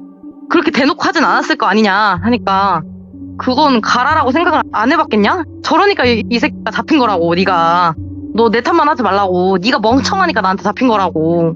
그냥 너는 처음부터 거기서 찍혔던 거라고. 아이씨 이러면서 니한테 들어간 돈? 그 생동성 알바한 거? 사실 그거 다 뽑고도 남았어야 됐는데 끝났다. 아이 뭐 상관없어. 어차피 여기 대가리가 나도 아니고. 야 그래도 내가 너한테 하나 조언해주자면 내가 니랑 사실은 같은 처지였거든? 내가 살아남으려고 도망가려던 새끼들 하나둘씩 잡아 올려가지고 여기까지 올라온 건데 그래도 내가 니랑 나랑 같은 한국 사람이었다고 조언을 해주자면 니 빨리 니네 집에 가. 어차피 내 윗선은 나도 모르고 니가 입을 턴다고 잡힐 새끼도 아니고 니 어쨌든 살아있는 증거 아니냐. 조용히 이 나라 뜨면 귀엽게 봐서 살려주지 않겠어? 하는 거예요. 소름 돋잖아요 솔직히. 와, 예. 그리고 이야기를 더 하는 게 아니 막말로 그런 짓 하던 사람들이 여기 병원에 연줄은 없겠냐고. 네 하나하나 끼고 있는 지금 링겔이든 갈아주는 붕대든 너한테 항생제 놔주려고 주사기 들고 오는 간호사든 여기에 하나하나 연줄 없는 사람 한 명이라도 있을 것 같냐고. 예. 없는 사람이 없다고 진짜. 예. 있겠지. 그런 일을 벌일 스케일인데. 그 말을 듣고 이제 치르고 뭐고 삼돌이는 그냥 가족들이 일단 왔을 거 아니에요. 나 치르고 뭐고 됐다고 일단 가자고. 해서 다시 한국으로 귀국을 하긴 했대요. 예. 하고 나서 이후에 이제 제가 이야기를 일단 들었으니까 네. 이야기 제보해도 되는 거 맞아? 하니까 뭐 그러더라고요. 삼돌이가 이제 사실 귀국해서 끝냈던 건 아니었고 우편이 하나 왔는데 예. 뭐가 왔냐. 삼돌이를 찾아내진 못한 것 같은데 삼돌이 그 SNS 계정에 네. 같이 가족 사진을 찍어서 올린 게 있었대요. 그거를 캡처를 해서 복사를 해가지고 뒷면에다가 그러더라고요. 약속 꼭 지키라고. 그렇게 적혀 있는 거를 봤는데 뭐 삼돌이 입장에서는 여기까지는 일이 일단 벌어졌으니까 또 움직이진 않을 것 같기도 하고 그리고 자기가 탈출을 어쨌든 한 거잖아요. 운이 좋게. 네. 자기가 이제 탈출은 했다만 삼돌이가 이제 그 조직에 대해서는 자세히 모르잖아요. 아무것도. 뭘 퍼뜨리고 싶어도 없잖아요. 그래서 그냥 그렇게 진짜 A 말대로 귀엽게 봐줘서 거기까지는 터치하진 않을 것 같다라고 전달받은 이야기는 끝이 났어요. 예, 무섭다, 이거. 근데 아직도 해외 이민센터나 또 백신 미접종자들의 모임이 있대요. 그런 데를 종종 들어가면 그 사람들끼리 볼 수 있는 게시글에 올라온대요. 이거 문자 받았는데 뭔지 아시는 분? 해서 찾아보니까 진짜로 P3니다. 백신 안 맞으신 분. 혈액형 상관없어요. 라고 아직도 돌아다닌다고 하더라고요. 아까 표현은 그렇게 하셨어요. 피 뽑는 네. 목장이라고. 네, 이거 제목이 피 뽑는 목장이네, 진짜. 네, 아, 섬뜩하네, 이거. 그러니까, 아까 어떤 분이 그 채팅을 쓰신 분들도 있어요. 그러니까, 네네. 예를 들면, 너무 현실성 없는 얘기 아니야? 이러시는데, 저는 네네. 당당하게 말씀드리고 싶은 게 뭐냐면, 여태까지 모든 어떤 현실 공포든 범죄에 관련된 게 드러났을 때, 현실성이 있었던 게 있어요? 그렇죠. 저는 없네요. 없다고 생각하거든요? 과거에 뭐 지존파 사건도 그렇고 현실성 있는 게 없어요. 그게 드러났는데 충격적일 뿐이에요, 저희는. 세상엔 진짜 다양하고 무서운 범죄들이 많고, 그리고 해외에는 더 심한 범죄들도 많이 저희가 접하잖아요. 그렇죠. 그런 것 같아요. 그래서 오늘의 이야기도 봉수님께서 이제 대신 전달을 해주시긴 한 거지만, 더 조심할 네. 수 있는, 경각심을 가질 수 있는 그런 이야기이기도 한 것 같아서 너무너무 또 네네. 잘 들려주셨다고 생각을 합니다. 네, 감사합니다. 네, 아유, 봉수님 너무 잘해주셨어요, 지금. 아시죠? 아, 그래요? 감사합니다. 행복해하는 봉수. 네, 아유, 감사드립니다. 고맙습니다. 네, 감사합니다. 네. 진짜로 여러분들 현실성을 따지시면 안 돼요. 특히나 귀신 쪽은 내가 더 뭐 그렇겠지만 우리가 모르는 범죄가 훨씬 더 많아요. 그리고 그 범죄들은 영화로 제작될 만큼 현실성이 없어요. 영화에 나오는 건 정말 일부분이고 실제로는 더 무서워요. 그러니까 항상 조심하시길 바라겠습니다. 감사합니다.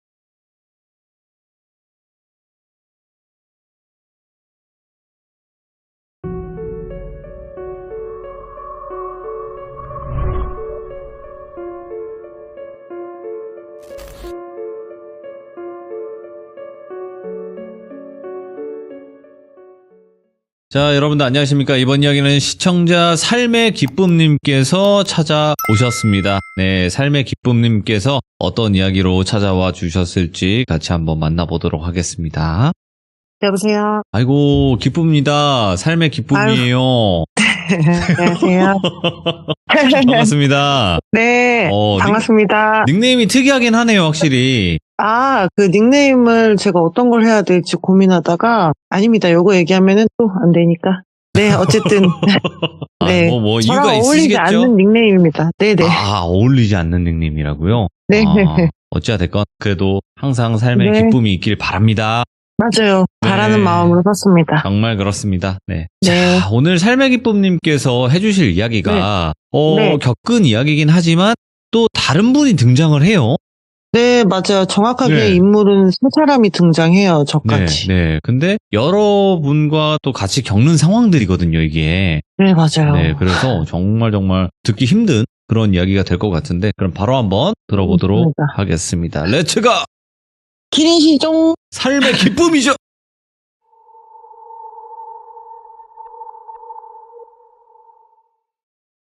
이야기 이제 시작하겠습니다.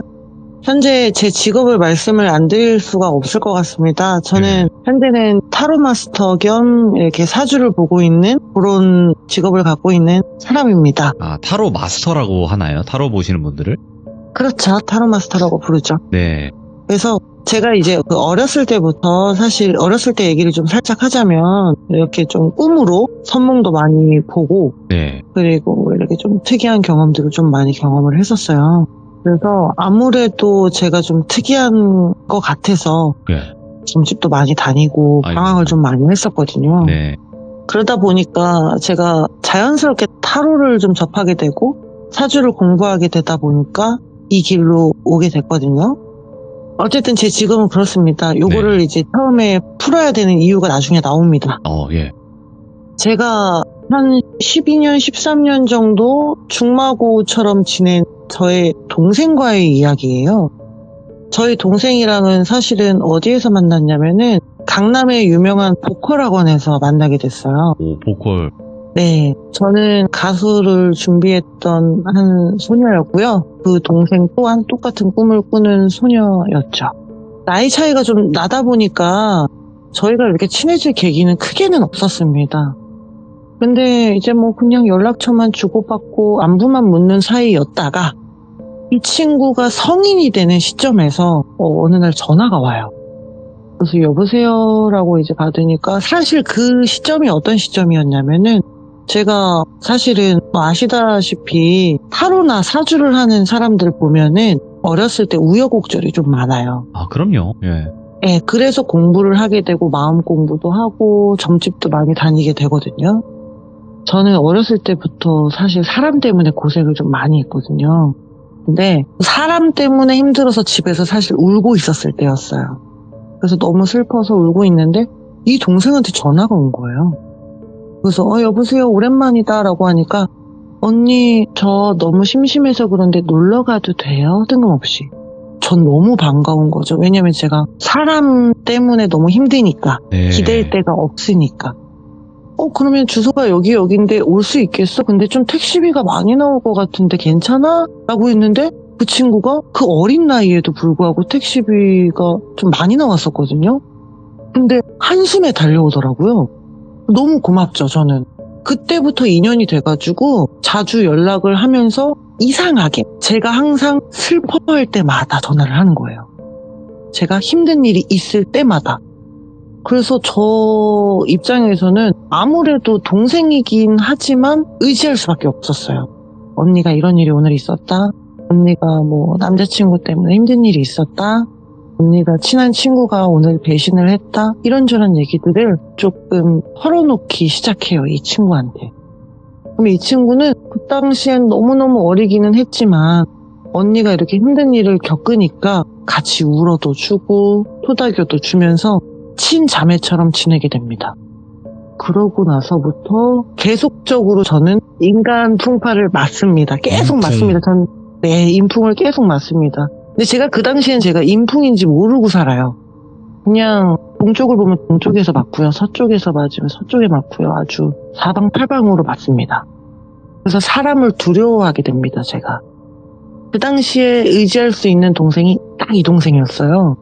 그러다 보니까 제가 이제 사회에서 만나는 사람들을 어느 순간 자연스럽게 이 동생을 소개시켜주기 시작해요. 아, 예. 그 친구를 이제 아름이라고 부를게요, 동생을. 아, 본명은 아니고 그냥 아름이라고 가명으로. 그렇죠. 네.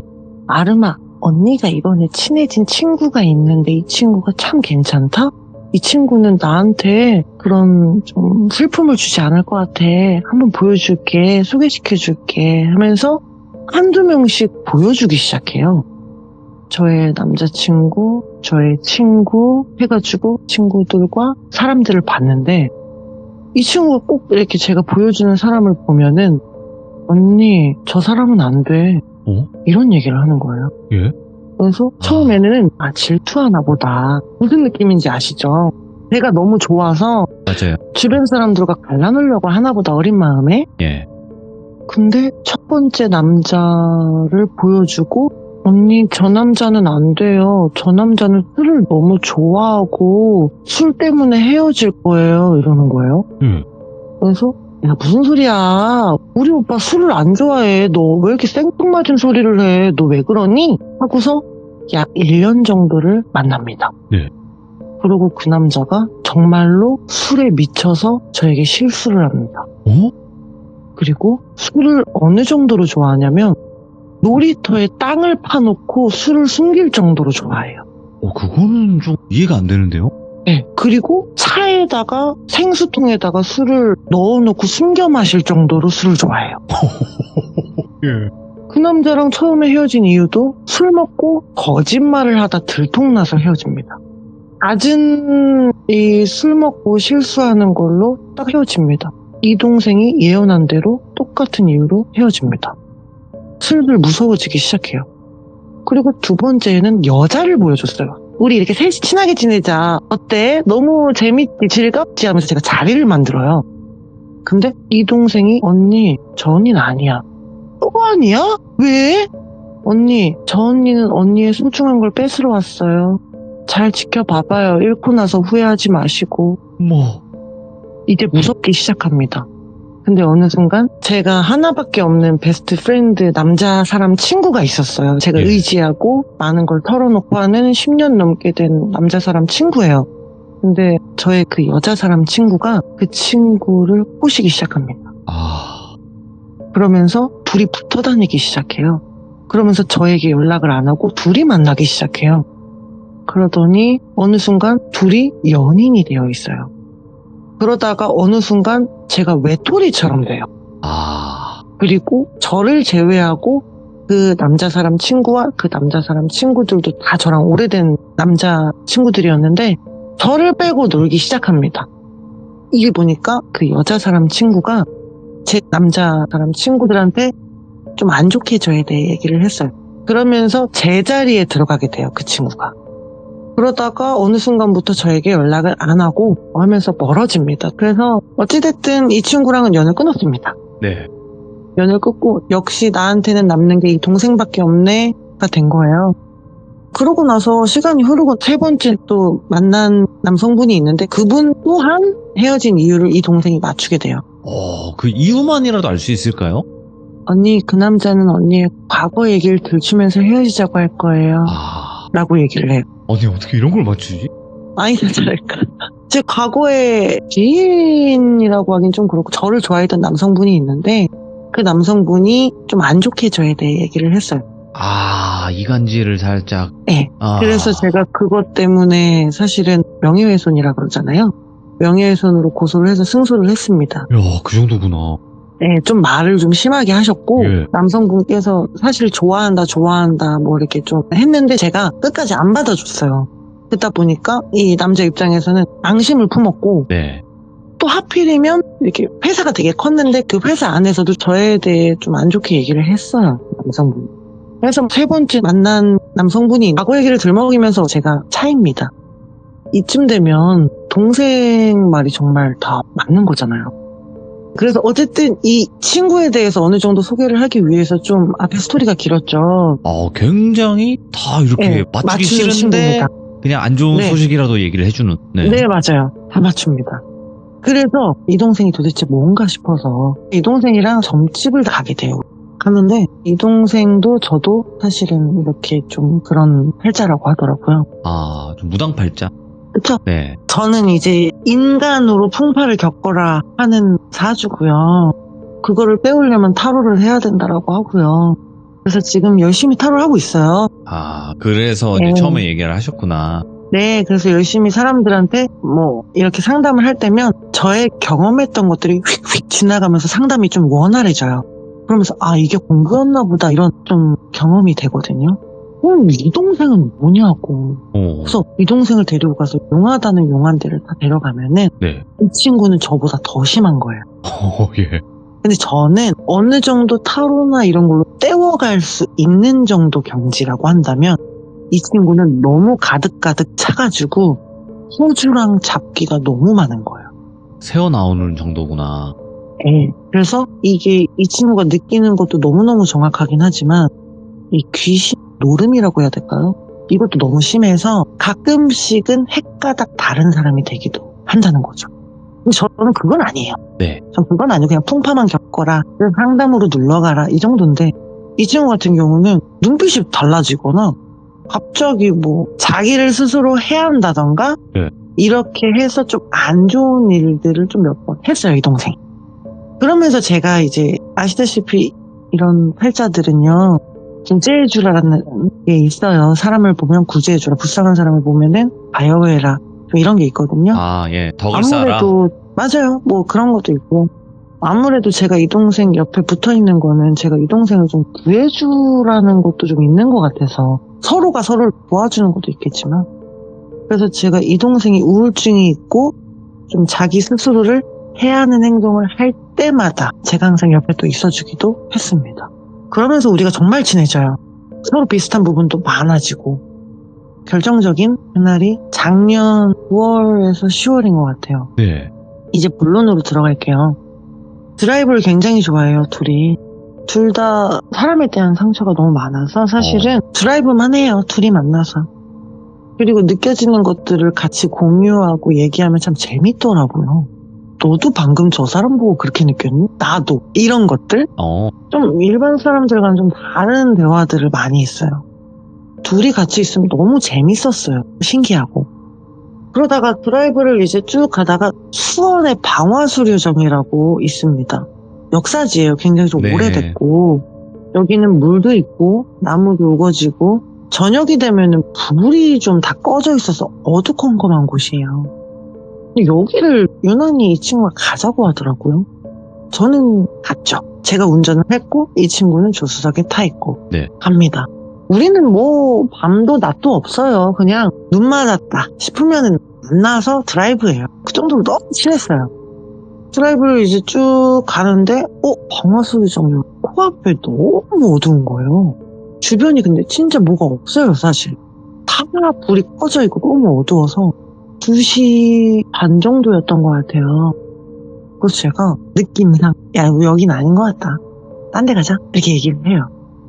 근데 이 동생이 언니 저 근데 화장실 너무 급한데 조금 화장실만 가면 안 될까요 언니? 이러더라고요. 차를 타고 이렇게 쓱 들어가는데 정말 그 라이트 불밖에 없어요. 너무 어두운데 이 친구가 굳이 간다고 하니 공중 화장실을 가게 돼요 우리가. 안쪽에 들어가면은 공중 화장실 딱 중간쯤에 있거든요. 안으로 들어갑니다. 근데 이 차도가 있고 산책로가 있어요. 산책로 쪽에서 한 여성분이 마주보는 쪽으로 산책로 쪽에서 걸어옵니다. 근데 이 여성분은 걸어오다가 갑자기 제 차 쪽으로 옵니다. 네? 근데 제 차 쪽으로 오면 안 됩니다. 차도기 때문에. 그렇죠. 근데 제 차 본넷 쪽으로 콩콩콩콩 뛰어옵니다. 막 이렇게 두 발로 뛰어서요? 근데 네? 두 발이라고 하기엔 손은 이렇게 힘이 없이 널브러져 있는 행사장 풍선처럼 예. 흐느적 얼굴은 새하얗게 질려있고 눈은 흰자가 없어요. 예. 그리고 눈이 굉장히 커요. 머리가 굉장히 긴데 허리까지 오는 긴 생머리인데 하얀 백발이에요. 근데 다리가요. 콩콩콩콩 뛰어오는 그 박자도 콩콩콩콩이 아니고요. 뭔가 스텝을 밟듯이 콩콩콩콩 콩콩콩 흐느적 됐다가 콩콩 흐느적 됐다가 콩콩. 이거를 설명을 하기가 너무 힘들어요. 이거 제가 몸으로 보여드리기도 되게 힘들거든요. 아니, 왜냐면 방금 그 리듬으로 느꼈어요. 맞죠? 예. 콩, 고공, 콩, 콩콩, 콩, 고공, 콩. 아, 술 취했나? 그러기엔 보기에는 너무 뻣뻣해요. 기괴하잖아요. 내 쪽으로 와요. 콩, 고공, 콩, 콩콩, 콩, 고공. 순간적으로 제가 좀 터프해져요. 무서우면. 뭐야 저거? 제 동생이 옆에서 언니, 아이팟으로 노래 듣겠지, 춤추겠지, 춤추는 거겠지, 그치? 하고 그 여자를 확 제끼고 지나쳐요. 네. 그러면서 우리 둘은 너무 무서웠지만 서로 무섭다고 얘기하면 알잖아요. 우리가 서로 촉이나 느낌에 대해 공유를 많이 하잖아요. 그러니까 서로 암묵적으로 안 꺼내요. 그걸 알아요. 언니, 저 여자 이상하지, 저 여자 귀신 같지, 저 귀신 같지, 저 여자 미친 여자지. 서로 얘기를 안 해요. 왜냐면 너가 얘기하는 건 내가 느끼는 거고 내가 얘기하는 건 너가 느끼는 거기 때문에 여기가 너무 무서워지거든요. 그래서 입 다물고 있어요, 둘 다. 그리고 이 동생은 오히려 분위기를 풀어주려고 언니 클럽 춤추나 보지 쟤 하면 둘이 좀 나름의 센 척을 합니다. 네. 너무 무서워서. 그리고 공중 화장실 쪽으로 차를 세우려고 딱 하는데 언니 나 같이 가요 이러는 거예요. 야, 그러니까 내가 밝은 데 가자고 했잖아. 언니 내리기 싫어. 언니 진짜 급해서 그러는데 같이 가주면 안 돼요? 하고 백밀러를 딱 보는 순간 그 여자가 제 차 뒤로 거의 다 온 거예요. 걸어오는 거예요. 산책로가 분명히 있어요. 근데 차도 굳이 차도인 내 차 뒤에 다 와 있는 거예요. 제 뒤에 있어요. 저는 이 동생의 말은 귓등으로 안 듣고 바로 핸들을 돌립니다. 예. 확 돌리는 순간 그 여자가 있겠죠? 그 여자와 마주합니다. 그 여자가 조수석 쪽으로 팍 뛰어들어요. 순간적으로 동생이랑 저랑 너무 놀래가지고 진짜 욕이란 욕은 다 하면서 제가 악셀을 확 밟아요. 방지턱이 되게 많아요, 거기가. 제 차가 덜컹덜컹 되면서 달려요. 그리고 이 동생은 언니 왜 그래요? 언니 어디 가요? 언니 하면서 이 동생이 뒤를 돌아봐요. 언니 저 여자 뭐예요? 하면서 이 동생은 고개를 돌려서 보고 저는 백밀러로 봅니다. 같이 보죠. 순간을 같이 보죠. 그 여자가요 뒤에서 제 차를 뒤에서 뛰어오는데 전속력으로 뛰어오는데 제 차를 속도를 따라서 뛰어오는 거예요. 와, 사람이 아니구만. 발이 안 보여요. 예. 미친 듯이 제 뒤에서 뛰어오는 거예요. 이거는 우리 잘못됐다. 이거 정신 나갈 수도 있겠다. 운전하다가 혼 빠질 수도 있겠다. 이미 동생은 꼬이꼬이 울고 있고 눈은 못 감은 채로 울고 눈물이 뚝뚝뚝뚝 떨어지고 입에서 막 침이 애가 완전히 갔어요. 맛이 갔고 여기에서 제가 멘탈이 나가면 이거 운전하다가 잘못되겠다. 미친 듯이 제 정신을 붙잡고 밝은 곳으로 갑니다. 최대한 밝은 곳으로 갑니다. 시간이 3시가 다 돼가요. 미친 듯이 밝은 데로 가서 딱 차를 세워놓고 뭐야? 뭔 거 같아? 방금 뭐야? 언니 너무 무서워요. 언니 너무 무서워. 뭐예요? 막 울어요 동생이. 언니 너무 무서워. 미칠 것 같아요. 얘가 완전히 자지러지고 뒤로 가려고 하고 막 난리가 났어요. 그래서 여기에서 제가 정신 못 차리면은 얘를 컨트롤이 안 될 것 같은 거예요, 이 동생을. 그렇죠. 그래서 정신 차려야죠. 야. 우리 잠깐만 정신 똑바로 차려봐. 여자지? 사람이지? 그치? 뭐였어? 하나씩 우리가 얘기를 해요. 이 동생이 얘기하는 거는 언니 사람 아니에요. 분명히 봤어요. 사람 아니에요. 언니 내 옆으로 뛰어들었어요. 사람 아니에요. 그래서 아니야 없어. 그런 건 없어. 아니야 라고 계속 얘기를 해요. 이 동생이 언니 사람 아니에요 라고 얘기를 해요. 근데 저는 끝까지 아니야 사람이야. 조금 정신이 이상한 여자일 거야. 우리가 뭐에 홀려서 이렇게 뛰는 것처럼 보였을 거야 라고 얘기를 하고 계속적으로 우리가 벌벌벌벌 떨다가 서로 집을 못 가겠는 거예요. 각자의 가족들이 마중을 나옵니다. 아, 나와달라고 그 해서. 시간이. 네. 그래서 새벽 3시 반? 거의 4시쯤 봤는데 비가 엄청 오는 거예요. 그 동생도 이제 가족들의 품으로 가고 저도 가족들이 택시를 타고 제 차를 대리해줘가지고 아, 각자의 집으로 가게 돼요. 그리고 정신적으로 둘 다 너무 피폐하잖아요. 아 그냥 우리 그 얘기도 하지 말자. 좀 너무 무섭고 솔직히 모르겠어. 그냥 사람인지 뭔지 모르겠는데 우리 그 얘기 하지 말자라고 이제 종지부를 찍으려고 해요. 그리고 우리는 그냥 그 수수께끼 그 이야기를 콩콩이라고 얘기를 하고 가끔씩 콩콩이라고만 얘기를 해요. 콩콩이 이렇게 그냥 웃으면서 넘기지만 진지하게까지는 안 들어가요. 일부러. 그러다가 저희가 한 2달 동안을 서로 안 만났어요. 한동안은 둘이 안 만나요. 너무 무서워서. 저녁에도 나가기 싫고 하다가 이 동생이 저희 집에 한 번은 제가 이사를 가게 돼가지고 놀러 와요. 집들이라고 하죠. 그래서 이제 정말 오랜만에 만나게 되는 거예요. 이 동생이 잘 지냈어요. 잘 지냈어. 이렇게 이제 집도 보여주고 막 이러다가 제 친한 무당 선생님한테 연락이 와요. 정말 친하거든요. 네. 어느 정도로 친하냐면은 너무 서로에 대한 걸 너무 많이 다 알아요. 그냥 다 알고. 근데 이제 이 선생님한테 전화가 오는데 한동안 연락이 안 됐지 미안하다라고 연락을 하시더라고요. 그래서 뭐 바빴을 거라고 생각했는데 선생님 혹시 무슨 일 있으세요? 라고 하니까 나 사실 교통사고 났어 라고 얘기를 하더라고요. 그래서 근데 어디세요? 나 신당이야. 네? 교통사고 났는데 왜 입원 안 하셨어요? 나 지금 이거 분날짜도 잡혀있는 것도 있고 나 지금 안 돼. 나 저기 병원에 누워있으면 안 돼. 나 지금 신당에 와 있어라고 얘기를 해서 제가 너무 걱정이 돼서 이 동생이랑 도시락을 들고 그 쌤한테 갑니다. 네. 그래서 선생님 나 아프신데 병원에 입원하셔야죠. 이게 왜요? 하면서 이렇게 우연히 셋이 만나게 돼요. 그래서 선생님한테 이제 이렇게 반찬도 드리고 빨리 쾌유하세요 선생님 하면서 이렇게 안부 겸 가는데 선생님이 근데 이 친구는 누구야? 이렇게 된 거죠. 네.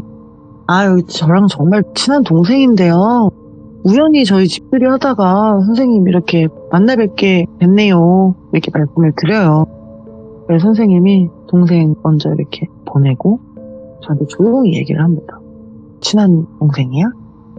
정말 친하죠. 정말 저의 하나밖에 없는 친동생 같은 동생인데요. 정말 둘도 없는 동생입니다라고 얘기를 하니까 저 동생 아니야 이러더라고. 아니야 나 지금 전 볼 때가 아니야. 나 지금 몸이 너무 안 좋아서 선생님 얘기 좀 해주세요. 쾌유를 하고 있을 테니까 나중에 와 이러더라고요. 그래서 쾌유를 하시다가 나중에 이제 제가 불려가게 됩니다. 그래서 와라. 너 좀 와야 되겠다. 왜냐면 이 선생님이 저를 이렇게 신경 쓰시는 이유가 무당 선생님들마다 다 개개인의 오시는 신령님들이 다 다르잖아요. 그렇죠. 근데 이제 이 선생님 같은 경우는 제가 활동하는 곳에서 이제 신점을 보시는 선생님인데 우연찮게 이제 제가 통화를 하게 됐는데 이 선생님이 이제 제가 그 길을 가게 될 건데 나중에는 가게 될 수가 없는데 그 전에 오는 풍파라는 풍파는 다 예견해 주시고 막아주시려고 빌어주시는 쌤이세요. 쉽게 말하면 수호천사처럼. 네. 그렇게 좀 막아주시려고 매군을 막아주시려고 매일매일 이 초기도를 무료로 해주세요. 그리고 그것도 정말 말도 안 되는 금액으로 해주셨고 어쨌든 저를 좀 보호해주시는 선생님입니다. 그 선생님이 이제 뭔가 느꼈으니까 제가 또 불려간 거겠죠. 저 동생이 좀 요즘 이상하지 않아? 이러더라고.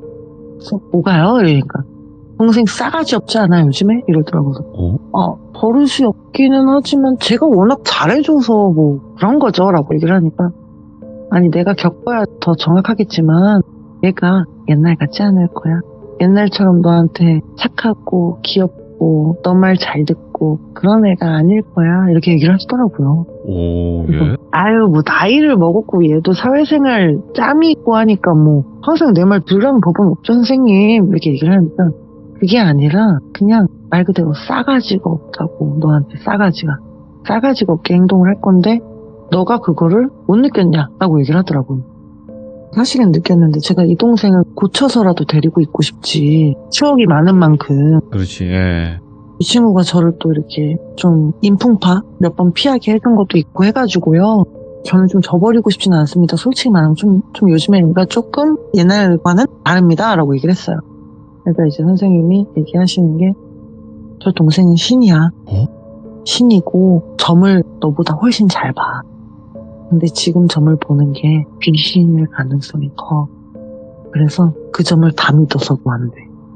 너 잘못되라고 하는 말도 있어. 그러니까 몇 개는 맞았겠지만 몇 개는 맞더라도 너가 잘못되라고 얘기하는 것도 있다는 거죠. 그렇지요. 예. 신이 얘기해주기도 하겠지만 허주가 얘기를 해주기도 하기 때문에 쟤는 지금 퇴마를 해야 돼. 근데 계속 같이 다닐 거야? 라고 얘기를 하는 거예요. 아, 좀 가려내야 된다는 뜻이죠? 가려내야 된다라는 거죠.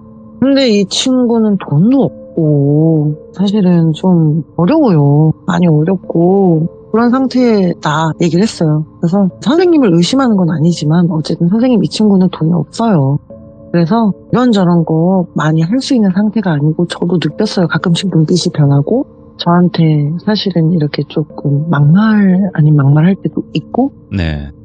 개인적으로 느꼈을 때 솔직히 조금 한 것들은 몇 개 있었어요. 그렇지만 제가 아까도 말씀드렸다시피 오래된 친구이고 어쨌든 사람이 많이 저한테는 없기 때문에 좀 붙잡고 싶었던 것도 있어서 그냥 솔직히 싫은 것도 안고 갔었던 것도 있거든요. 좀 이기적인 부분들도 굉장히 많았고 저를 조금 이렇게 아랫사람 대하듯이 부리는 것도 되게 많았어요. 사실 네. 작년까지만 해도 언니 뭐 데리러 와요. 언니 보고 싶어요. 나도 너가 보고 싶어. 우리 집 앞으로 와요. 아, 날 모셔라. 좀 이런 느낌으로다가. 네, 근데 제가 몇 번은 얘기했어요. 너가 보고 싶으면 사실 너가 오는 것도 맞는 거고 아니면은 어디에서 이렇게 딱 만나야 되는 건데 그거는 좀 너가 좀 고쳐줬으면 좋겠어라고 해도 잘 안 고치더라고요. 아, 네. 네, 자기가 하고 싶은 대로 하고 예를 들어서 제가 데리러 가면은 항상 늦어요. 야, 언니가 너 맨날 이렇게 데리러 오는데 내가 너 남자친구도 아니고 너 그렇게 할 거야? 이렇게 항상 이렇게 얘기를 하면은 옛날 같았으면 언니 미안해요. 제가 밥 살게요. 제가 커피 살게요. 미안해요. 이랬던 동생이거든요. 어느 순간부터 언니 저 늦을 거라고 얘기했죠. 늦을 수도 있잖아요. 저 맨날 늦어요? 아까 미안하다고 했잖아요. 이런 식으로 좀 적반하장. 변했었어요. 네, 변했었어요. 근데 그때까지만 해도 사람이 변하는구나. 쟤는 내가 고쳐야겠다. 나랑 친한 동생이고 친동생 같은 사람이니까 고쳐야겠다. 이런 마음으로 좀 제가 몇 번 얘기했었어요. 너 말버릇이 그게 뭐야 언니한테. 언니가 매번 이렇게 하면 너도 이렇게 해야 되는 거야. 사회생활이라는 거는 원래 그래 있잖아. 나는 너랑 친하니까 이 정도 하는 거야. 다른 데 가서 너 그러면 너 욕먹는다 하면서 항상 좀 좋게 얘기를 했었어요. 그냥 넘어갔었는데 이 선생님께서 얘기를 딱 하시더라고요. 얘가 조금 너를 아랫사람 누리듯이 부리고 좀 이렇게 좀 그때는 경향이 좀 있었을 건데 너는 그거를 그냥 넘어갔나 보다라고 얘기를 하더라고요. 그래서 그냥 뭐 좋은 게 좋은 거라고 그냥 좋게 얘기하고 넘어갔었던 건데요 라고 얘기하니까 얘가 많이 쉬어있다. 많이 쉬어있고 사실은 이렇게 너한테 잘 되라고만 하는 말만 있는 건 아니라고. 한마디로 말하면 같이 있는 너도 위험하다고. 그러니까 얘는 퇴마가 시급하다고. 그러면서도 퇴마를 해야 되나 말아야 되나 하다가 이 친구가 돈이 없잖아요. 네. 그래서 사정사정 합니다 저희가. 그러면 좀 저렴하게 이렇게 좀 상차림 비용이나 이렇게 좀 저렴하게 안 될까요? 이렇게 해가지고 저희가 그래서 거기에서 이렇게 좀 일꾼이라고 하잖아요. 네. 네, 그래서 여기 좀 청소해라. 여기 좀 뭐 좀 해라. 여기 좀 이렇게 닦거라 이렇게 해가지고 몸으로 이렇게 빼옵니다. 그래서 청소도 하고 이렇게 뭐 옥수구로도 이렇게 갈고 하면서 좀 빼오다가 아주 저렴한 비용에 퇴마를 하게 돼요. 그 친구가. 네. 시작됐구나. 예. 사실은 그 선생님이 너니까 초기도도 해주고 너니까 이렇게 비료도 주고 너니까 저렴한 비용에 국도해주고 했던 건데 솔직한 말로 난 내가 제 점을 받잖아. 나 쟤 해주고 싶지가 않아. 이 돈으로 내가 왜 해줘? 근데 너를 보고 해주는 거다. 내가 너를 그래도 이뻐라 하니까. 그래서 해주는 거다. 그러니까 너 저 동생한테 똑똑히 얘기해라. 싸가지 없이 버릇 없이 언니한테 그렇게 행동하지 말으라고. 똑똑히 얘기해라고. 알겠어요 선생님 정말 감사합니다 하면서 정말 고마웠죠. 선생님이 박수세요. 남자예요. 남자구나. 여잔 줄 알았네 이때까지. 네, 박수예요. 네. 30년 된 선생님이세요. 그러다가 이제 테마 하루 날짜 잡히고서 이제 전날에 뭐도 닦고 뭐 청소도 하고 뭐 이렇게 해야 돼요. 갔는데 이 동생이 그 선생님을 좀 이렇게 스킨십을 시도한다던가 뭐 이렇게 좋아하는 티를 내기 시작하는 거예요. 근데 원래 없었어요, 그런 게. 근데 갑자기 그 하루 전날 이상한 거예요, 애가. 근데 이 친구가 갑자기 그 선생님을 이렇게 좀 야릇하게 꼬시려고 하기도 하고, 선생님 제가 마사지 해드릴까요? 뭐 이러더라고요. 그런 걸 종합적으로 선생님이 정리를 했을 때 이제 부당 날 딱 얘기를 하시더라고요. 잡기도 온갖 잡기가 다 붙었고 여러 가지 귀신이 붙었는데 이렇게 남자를 좋아하는 그런 훈련 그런 것도 들어있고 말해서는 안 되는 단어들이 너무너무 많은데요. 예, 뭐 예를 상상만 들어서 하겠습니다. 예. 네, 뭐 여러 가지 온갖 것들이 들어가 있기 때문에 얘가 어저께 나한테 그런 거였다. 그래서 나한테 뭐 이렇게 이성적으로 이렇게 다가왔던 거고 얘는 테마가 시급하다 해가지고 테마를 했어요. 네. 테마를 하고 결국에는 좀 맑아지고 깨끗해지긴 하더라고요, 이 친구가. 뭐 애가 좀 착해지기는 했어요. 예. 어쨌든 그러고 나서 시간이 흐르고 나서는 우리가 이제 뭐 따로 연락을 하거나 옛날처럼 친하게 지내지는 않아요. 근데 이 친구가 확실히 그게 좀 열려 있었던 친구 같아요. 네. 네, 확실히. 그래서 저를 뭐 이렇게 좀 점도 봐주고 다 맞추기도 했지만 사실 중간중간에 제가 좀 빼먹은 게 있는데 선생님한테 가는 길에 비가 왔었거든요. 네. 그때 제 운전을 방해하기도 했고요. 못 가게? 아니요, 제가 좀 사고라도 나게? 아, 예. 언니, 나 그날 얘기 좀 해줘요. 아니, 그날 얘기 우리 안 하기로 했잖아. 아, 언니 진짜 그날 얘기 좀 해줘요. 그때 사람이었을 것 같아요. 귀신이었을 것 같아요. 그날 얘기 좀 해주면 안 돼요? 얘기하지 말자. 언니 진짜 너무 무서워. 운전해야 돼. 알겠어요. 근데 얘기 좀 해주면 안 돼요? 계속 옆에서. 예. 아, 운전해야 되는. 그리고 그때 공중화장실에서도 사실 언니 화장실 가면 안 돼요? 화장실 내리면 안 돼요? 이때도 사실 동생 같지가 않았어요. 예. 근데 그 이후로는 사실은 좀 깨끗해지긴 했지만 퇴마하기 전에는 정말 귀신 같은 모습을 제가 보기는 봤었어요. 아. 그리고 사실 가장 중요한 건 이거는 솔직히 미스테리기는 하거든요. 그때 봤던 그 콩콩이 있죠. 콩콩이 귀신. 그 콩콩이 귀신 생긴 게 백발에 눈이 컸다고 했잖아요. 맞아요. 근데 그 얼굴이 제 동생이에요. 왜 이거? 그래서 이 동생이 사실 울었던 거예요. 그러면 잠깐만. 그 콩콩이가 그 네. 동생한테 붙어있던 귀신 중에 하나였다라는 뜻인 건가요? 뭘까요? 그렇게도 해석이 되기도 하고 그때 나를 공중화장실에서 내리게 하려고 했던 게 저는 동생이 아닌 것 같았거든요. 예. 분명히 그 이상한 현상을 보고서 어떻게 내리자는 말이 나오냐고요. 그거는 말이 안 보통 되죠. 언니 무서워, 언니 여기 벗어나자라고 얘기를 하지. 그죠. 언니 화장실 같이 가주면 안 돼요? 저 혼자 가기 무서운데. 말투가 진짜 이래요. 이게 무서워서 같이 가는 수준이 아니라 사실 도망가야 되잖아요. 완전 벗어나서 화장실을 가든가. 좀 그래야 될 것 같은데. 응. 근데 그것도 좀 이상했지만 어쨌든 그 콩콩이의 얼굴인 동생이랑 똑같았어요. 그리고 표정도 눈은 땡그랗게 뜨고 입술은 오 하고 있었거든요. 예. 오, 작은 오 하면서 콩 콩콩 팔은 너플너플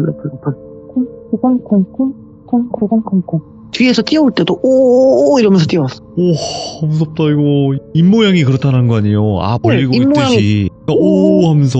네, 눈은 땡그랗고 흰자 없고, 근데 이 동생이 입모양이 오예요. 왜냐면 이 동생이 입에다가 필러를 너무 많이 넣어가지고, 필러를 많이 넣으면 오 모양이거든요. 부풀어 오르니까. 네, 부풀어 오르니까 오 이런 모양이 되어 있어요. 가만히 있어도. 근데 그 콩콩이가 오 하고 있었어요. 이게 해석이 저는 좀 아직도 미스테리예요. 그게 왜 내 동생 얼굴이랑 똑같았지? 저는 그게 좀 미스테리. 근데 참 이렇게 어쨌든 이야기가 마무리가 된 거잖아요. 제가 좀 얘기를 잘 했는지 모르겠어요. 아니에요. 이야기는 말씀을 잘 하시고 감사합니다. 또 재미나게도 말씀하시는 편이니까 아이고 감사합니다. 네, 너무 그런 거 걱정하지 마시고요. 그리고 네. 일단은 저도 이 이야기를 들으면서 좀 생각이 드는 게 뭐였냐면 이거는 그냥 흘려 들으셔도 될 것 같긴 해요. 하지만 사람의 풍파가 되게 많이 겪으셨다고 했잖아요. 네. 예, 근데 사람의 풍파도 많이 겪고 하지만 우리가 특히나 이제 무당 쪽이랑 아니면 어떤 신을 받기 전에 사람들과 대화를 하다 보면요. 결국에는 옳고 네. 그름을 조금 내 이성적인 판단이 불가할 때가 있어요. 네. 아마 무슨 말씀이신지 아실 거예요, 기쁨님도. 네. 네, 그래서 앞으로는 뭐 어떻게 뭐 좋은 일들만 일어나시고 잘 하실 거라고 생각을 하지만 항상 내가 중심이 돼서 어떤 흔들리지 않는 그런 것도 분명히 있어야 될 것이고, 그리고 우리 삶의 기쁨님은 앞으로 어떤 분들을 만나던 간에 좋은 분들을 잘 가려서 만날 수 있을 눈을 길렀다 이렇게 생각해 주시면 더 좋지 않을까 싶어요. 맞아요. 지금은 네. 정말 많이 좋아졌어요. 네, 아유 정말 다행이죠. 과거에는 정말 너무 많은 일들이 있었지만 지금은 네. 정말 많이 좋아졌어요. 사람 보는 눈이 생겼다고 하죠. 그렇죠. 이게 많이 또 되어 보면 좋은 사람 보는 눈이 맞아. 생긴다고 하잖아요. 맞아요, 그래서 맞아요. 어른들이 많이 만나봐라 이런 게 괜히 그런 게 아니잖아요. 아, 맞아요, 맞아요. 네, 그래서 항상 음. 좋은 일만 가득하시고 오늘 이야기도 너무너무 잘 들었습니다. 정말 고맙습니다. 아, 감사합니다. 네. 늦게까지 이렇게 들어주셔서 고맙습니다. 고맙습니다. 네. 자, 삶의 기쁨님께서 오늘 해주신 이야기가 어떤 한 동생과의 에피소드를 계속 쭉 풀어주셨는데, 실제로 이런 일들을 많이 겪는 분들이 많아요. 여러분들, 저희 뭐 참여자 분들도 그랬고, 제가 개인적으로 뭐 연락을 했을 때도 그런 경우들이 굉장히 많았거든요. 근데 여기서 중요한 점은 내가 중심이 돼서 판단할 수 있는 능력만 가지고 있다면요, 전혀 걱정할 일이 아니고, 여기서 이제 말씀대로 아까 말씀하셨던 대로 이렇게 저렇게 휘둘렸을 때가 문제가 되는 부분이다 보니까 여러분들도 그런 걸 항상 조심해 주셨으면 좋겠다 이런 생각이 들고요. 여러분들도 항상 좋은 분들만 만나서 좋은 일만 가득하시길 바라겠습니다. 감사합니다.